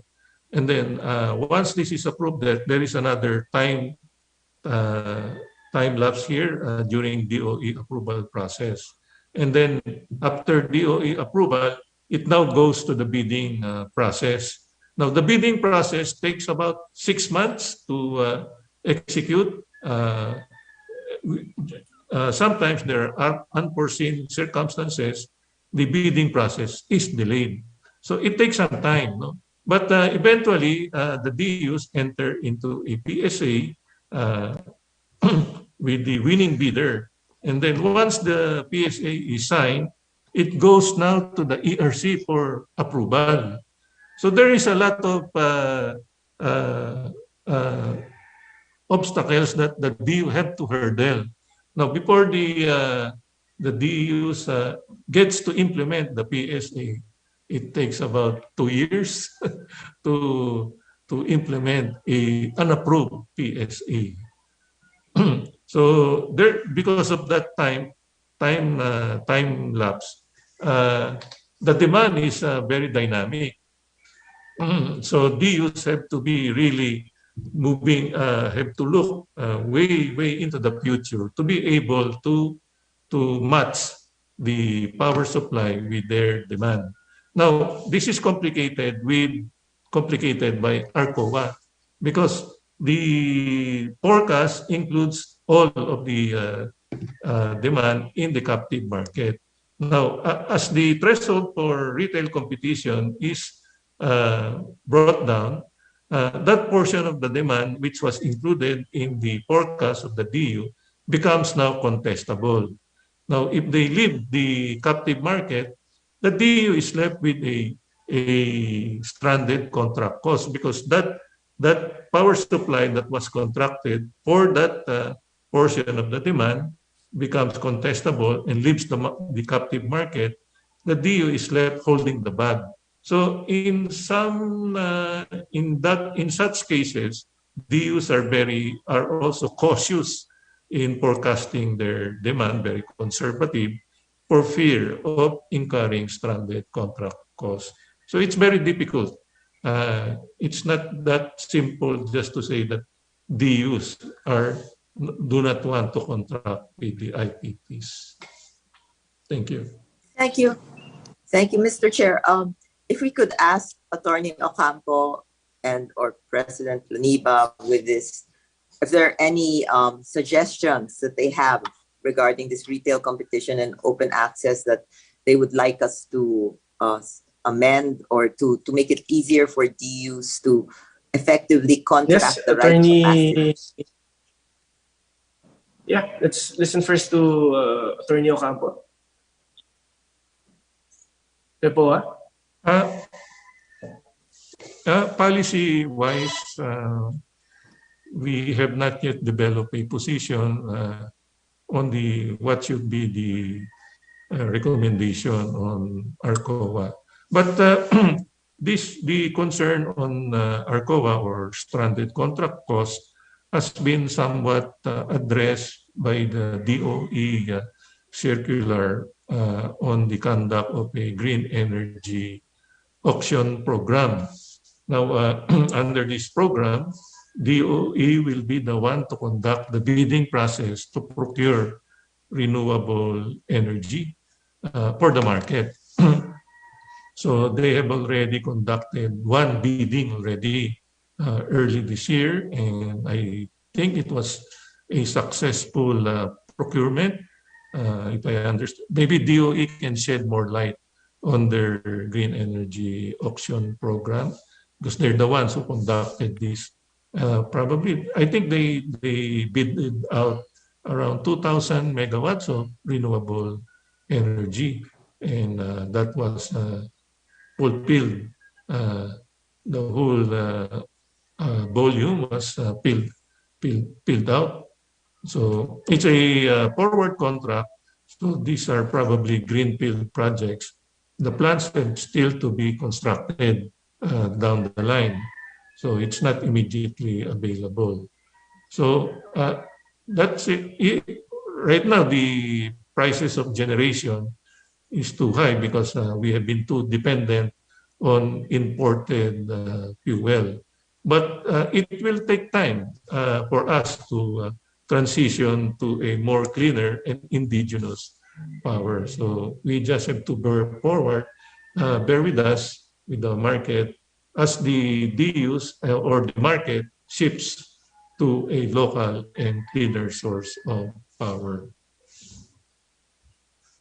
Yes, Mr. Chair, and see, that's my concern. Like, there are several DUs and cooperatives whose power service agreement is expiring this year or in the next 2 years. And with a lot of our generators heavily using coal, what DU or EC would want to enter right now into a 10-year contract when coal prices and gas prices are at an all-time high? And there's not enough generating facilities that are offering renewable energy power. So that's the concern that I have. And what can we do about it? Like, I agree, Mr. Chair, with what you say. The most expensive cost of power is no power, but 20 pesos per kilowatt hour also is unacceptable. And so that this is a challenge, Mr. Chair, that our committee will have to face in the short term.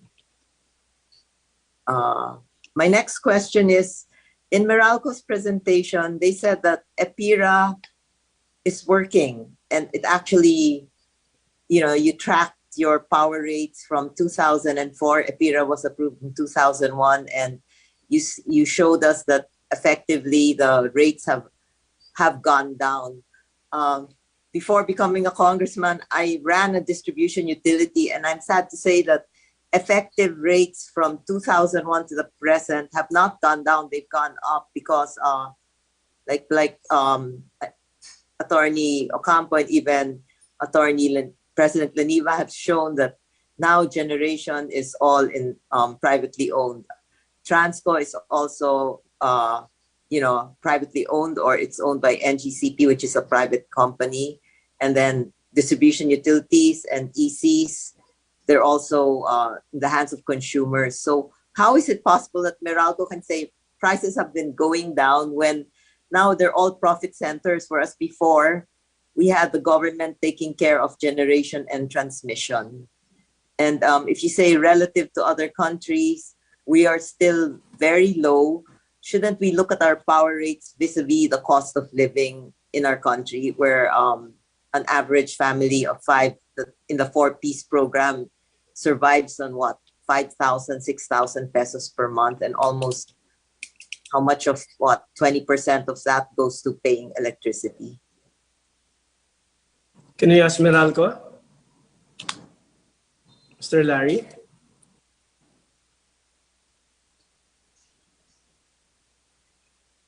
Hi. Good afternoon, Mr. Chair. Oh yes, Mr. Ronald. May Yes, I please. respond? May I respond to the question, Please. Mr. Chair? Yes, please proceed. Walang sound. Yes. Thank you, Mr. Chair. With respect to the question of Representative Vergara, in the case of Meralco, we've shown earlier in our slide that the prices have actually gone down from the implementation of the EPIRA. This is primarily due to the fact that a substantial portion of the retail rate of Meralco is coming from generation, and Meralco is a big distribution utility, and therefore has contracted the biggest chunk of the generation from generation companies through competitive supply, competitive selection process of the Department of Energy. And you will notice that starting 2019, when we have contracted PSAs for 1,200 megawatt, the generation cost has substantially gone down, and also the distribution cost of Meralco has not increased since 2015. So these two factors mainly contributed to the reduction of the rates of distribution of Meralco from the implementation of the EPIRA up to the present. And even in 2010 or 2011, when we started contracting power supply from successor generation companies, upon the expiration of the transition supply contract with NPC, we were able to negotiate for much lower prices compared to the prices prevailing at the time. So this has contributed also to the reduction in the generation costs. Yes, Mr. Chair, thank you. But I appreciate your response. And yet, whenever they talk about why our country is unable to increase the foreign direct investment, it's always one of the reasons is the high power rates in our country. And this is a fact. And Meralco being one of the largest distribution utilities, you say the opposite. So, and yet the FDIs are not increasing. So, and I'm not saying that it's Meralco's fault. What I'm looking at is the generation, the cost of generation. And I think President Laniba's slide was very informative. If we could show it, President Laniba, do you have access? The one where you show the clearing price in the WESM? Mr. Laniba? Yes, sir. I'm looking at my slide. Could you show that, sir? Yes. From next presentation.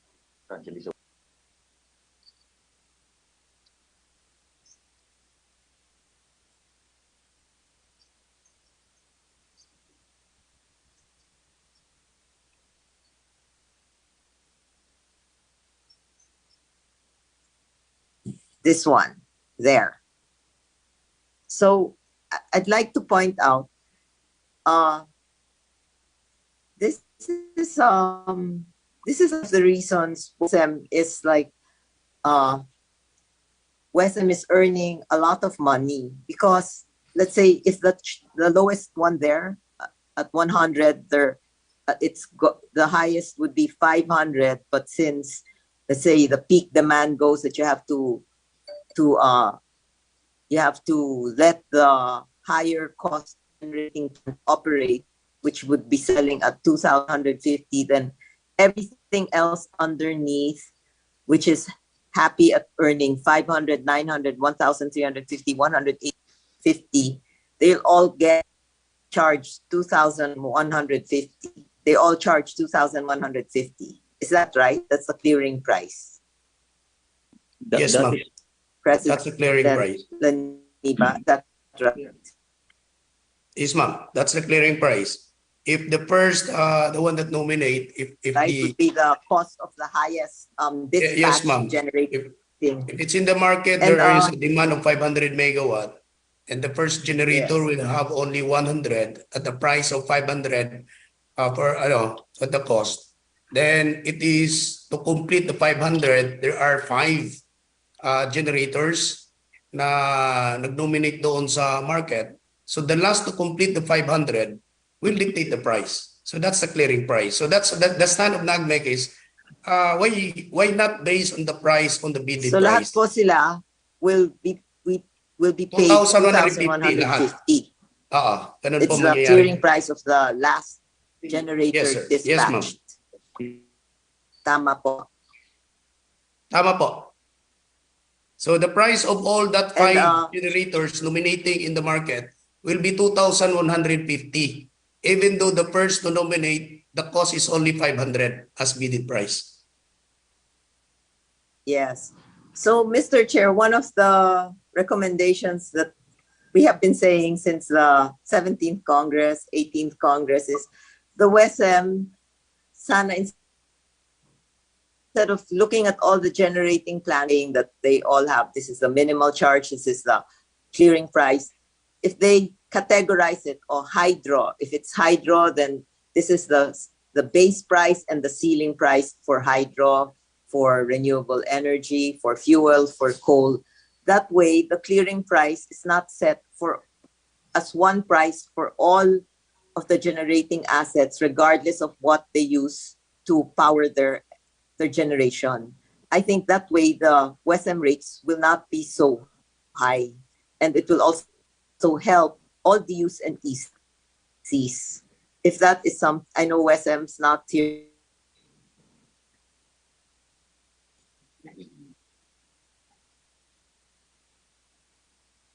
But if that is something that we can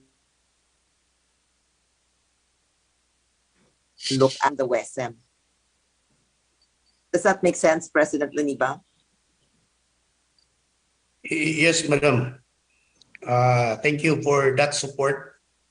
That's the observation of the DUs. Even though we were not affected with this because this is just passed through.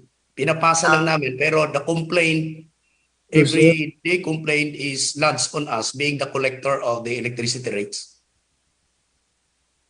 Mr. Chair, can I? Mr. Chair. Go ahead, Honorable Vergara.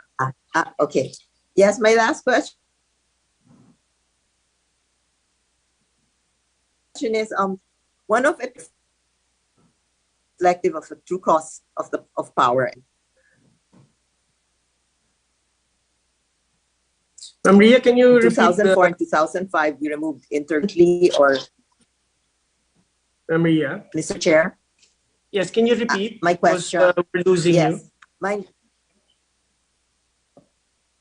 Okay. Can you hear me now, sir? Yes, we can hear you now. Is it clearer? Yes. Please proceed, ma'am. Okay. One of EPIRA's objective was the unbundling of rates so that we could make sure consumers pay for the true cost of service of power in the energy sector. So in 2004 and 2005, we removed the intragrid and the intergrid subsidies, but there were two. Mr. Chair, the lifeline rate, that's a minimal of 5 centavos per kilowatt hours, which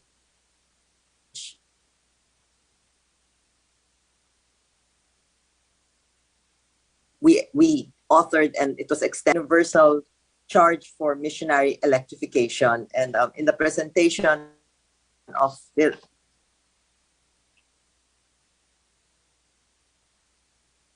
PHILRECO, there's a request to increase the 25 cents by another 5 centavos or 30 cents.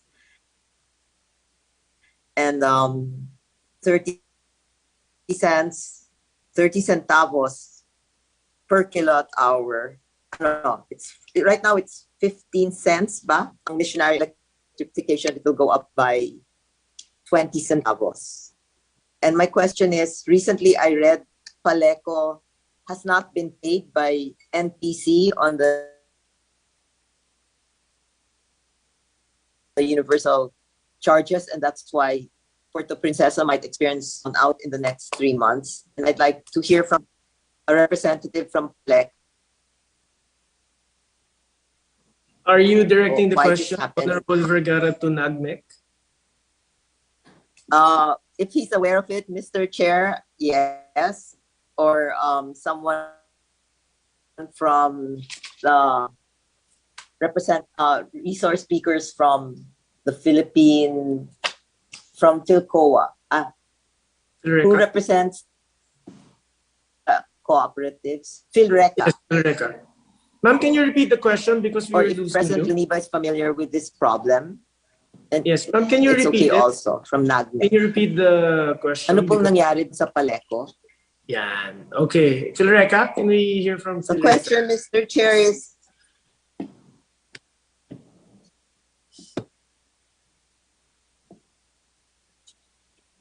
unclear po yung... Mr. Leniba, were you able to hear the question of Honorable Vergara? We're not able to... It has no sound. Yes. Sir Chair, it has no sound. Yes. Ma'am Ria, can you repeat it? okay. Sir, may problema ko yung sa Puerto Princesa dahil daw din nagbad ang NPC ng universal charge, hindi sila makabayad sa IP. Ma'am, again, can you repeat? Nila at ngayon puputulan sila. I-type kaya niya sa chat. Ma'am Ria, sorry, your signal is pretty bad. So, if you can, hold on, Mr. Chair. Ma'am Ria, if you can turn off the video so that your connection will be better. Hold on, Mr. Chair. I shall put on.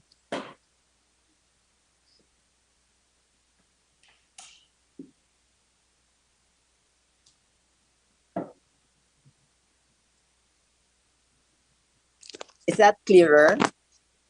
Yes, ma'am. Yes. Can you repeat your question? Okay. Thank you. Thank you for your patience, Mr. Chair. I wanted to ask the problem sa PHILRECA po, yung kay President Leniba, kung familiar po siya. Bakit po nangyari na hindi po nabayaran ng NPC ang PHILRECA, kaya ngayon puputulan sila ng mga IPP nila dahil sa 3 buwan na wala po silang natatanggap based on the universal missionary electrification fees that are charged monthly to all consumers of the country. Is Mr. Leniba familiar with the predicament of PHILRECA? A little more, but not the right person to answer it, Mr. Chair. Baka mayroong points na mali yung maibigay ko because I cannot speak in behalf of PHILRECA in the area. Yes. But as far as off-grid are concerned, para yung problema dyan, yung ng subsidy nila. So because we're not able to claim that subsidy for this PAG, they were not able to buy fuel. And if they cannot buy fuel, so they cannot serve the area. I think that's as far as I heard, the situation in the off-grid. Thank you, Mr. Leniba. I think Attorney Colingan also would want to say a few things regarding PHILRECA. Are you familiar with the issues in PHILRECA, Attorney Colingan? Yes, Mr. Chair, thank you so much. Relative to the concern of PHILRECA, it's not actually PHILRECA only, but also the other SPAG areas or the other island areas like Velasco. There is really difficulty in paying the NPC because of the limited fund for UCME, because of the oil price hike also. So they have received a notice from their power suppliers that they may be constrained to suspend their operation by the end of September 2022. But Mr. Chair, I believe that the said electric cooperatives together with NEA and the representatives of of these electric cooperatives had a meeting recently at NEA to resolve the matter. So hopefully by the end of September, hindi pa rin po masususpend ang operation ng mga power suppliers ng PHILRECA and PHILFECO and the other electric cooperatives, Mr. Chair. But then, Mr. Chair, we still Thank are you, appealing. Attorney Colingan. Yes, Yes, Mr. Chair. please proceed. Sorry. Mr. Chair, can I have one last? Oh, wait, I think Attorney Colingan is not yet finished with her. Yes, please proceed, Attorney Colingan.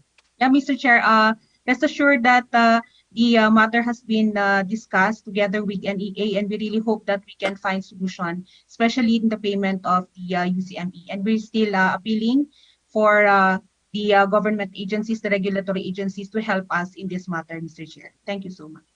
Thank you, Attorney Colingan. Yes, Ma'am Ria.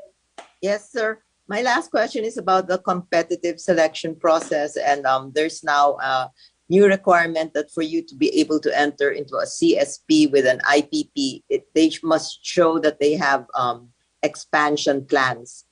Short of that, then you cannot enter into a PSA with them. And there was a cooperative in Leyte that could have enjoyed lower power rates from EDC, but because EDC was not expanding, I guess, their geothermal plant, they were disqualified from the bidding. I just like to hear the opinion of PHILRECA, PEPOA. Do you think that with this requirement that all IPPs should have expansionary plans actually be a deterrent to future generating plants that want to come in to the power sector? Now that there's a CSP pa, then you have to expand pa para you can bid. Is that part of the terms of reference, Maria? Yes, Mr. Chair. According to Secretary Lotilla, now they're requiring all CSP bidders to make sure that they have expansion, that they will be adding a new power plant or they will be expanding their facilities in order to successfully compete. Without that, then they're barred from entering into competitive bidding with DUs or ECs. Yeah. You want to direct that to PHILRECA, Attorney Colingan? Ma'am Ria? Yes, sir. Yes, Attorney Colingan. Yes, Mr. Chair, we are actually in coordination with the electric cooperatives and currently seeking their opinion or their comments relative to the mentioned guidelines or new parameters or guidelines by the DOE. And what we stand for the cheapest cost of electricity, of course, but in this process of the CSP, we really are asking the regulator, especially the DOE, to maybe review further the process so that it will be favorable not only for the power producers but also for the electric cooperatives. We would not want to have terms of reference that are very stringent that it will not resolve to really a competitive selection process, Mr. Chair. Thank you, Attorney Colingan. Ma'am Ria? Thank you, Mr. Chair. PEPOA, could we hear from Attorney Ocampo? Yes, Attorney Ocampo. Yes, thank you.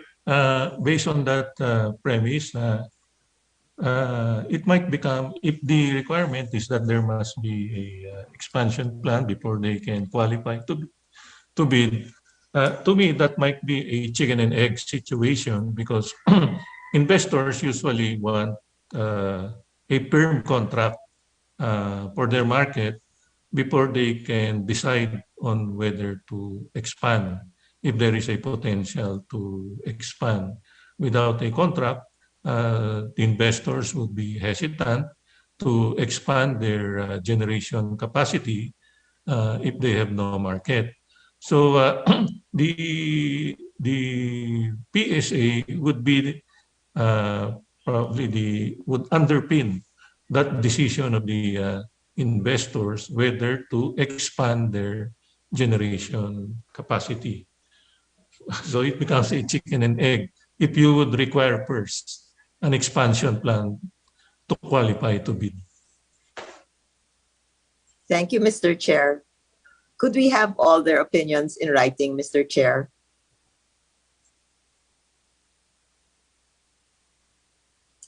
Yes, yes. PEPOA will submit its position on that qualification. Thank you. For PHILRECA, Mr. Chair, we are also going to submit a position paper as requested by Congressman Vergara. Okay. Thank you. Thank you, PHILRECA, and thank you, PEPOA. Maria, thank you for your interpellations. There being no other interpellators, and since we're actually, we went over the time, but I'm very happy to hear the presentations again of our resource persons, mainly because we could actually see the issues that are besetting the energy sector. Definitely in the coming hearings, we'll be taking up most of the issues that are being brought up to be able to help the energy sector. So I'd just like to inform everyone that the next briefing this afternoon is on the downstream oil industry. This would be our last briefing. And then after that, we'll be taking up all the submitted and filed bills to the Energy Committee. The briefing later will be done by the Philippine Institute of Petroleum and the Independent Power Producer Companies Association.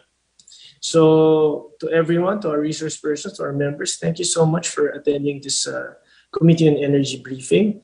And would there be a motion? Mr. Chair, I move that we adjourn. Yes, do I see do I hear a second? Second, Mr. Chair. Thank you. It's been moved and seconded that the meeting be adjourned. There being no objection, the virtual meeting second the motion, Mr. Chair. is hereby I second, adjourned. Mr. See you Chair. later in the afternoon. Thank you. Thank you, Mr. Chair. Thank you, Ria. And thank you, Representative Ann Matibang, and to all the resource persons. Thank you so much. Thank you, See you Mr. again Chair. later in the afternoon. Thank you.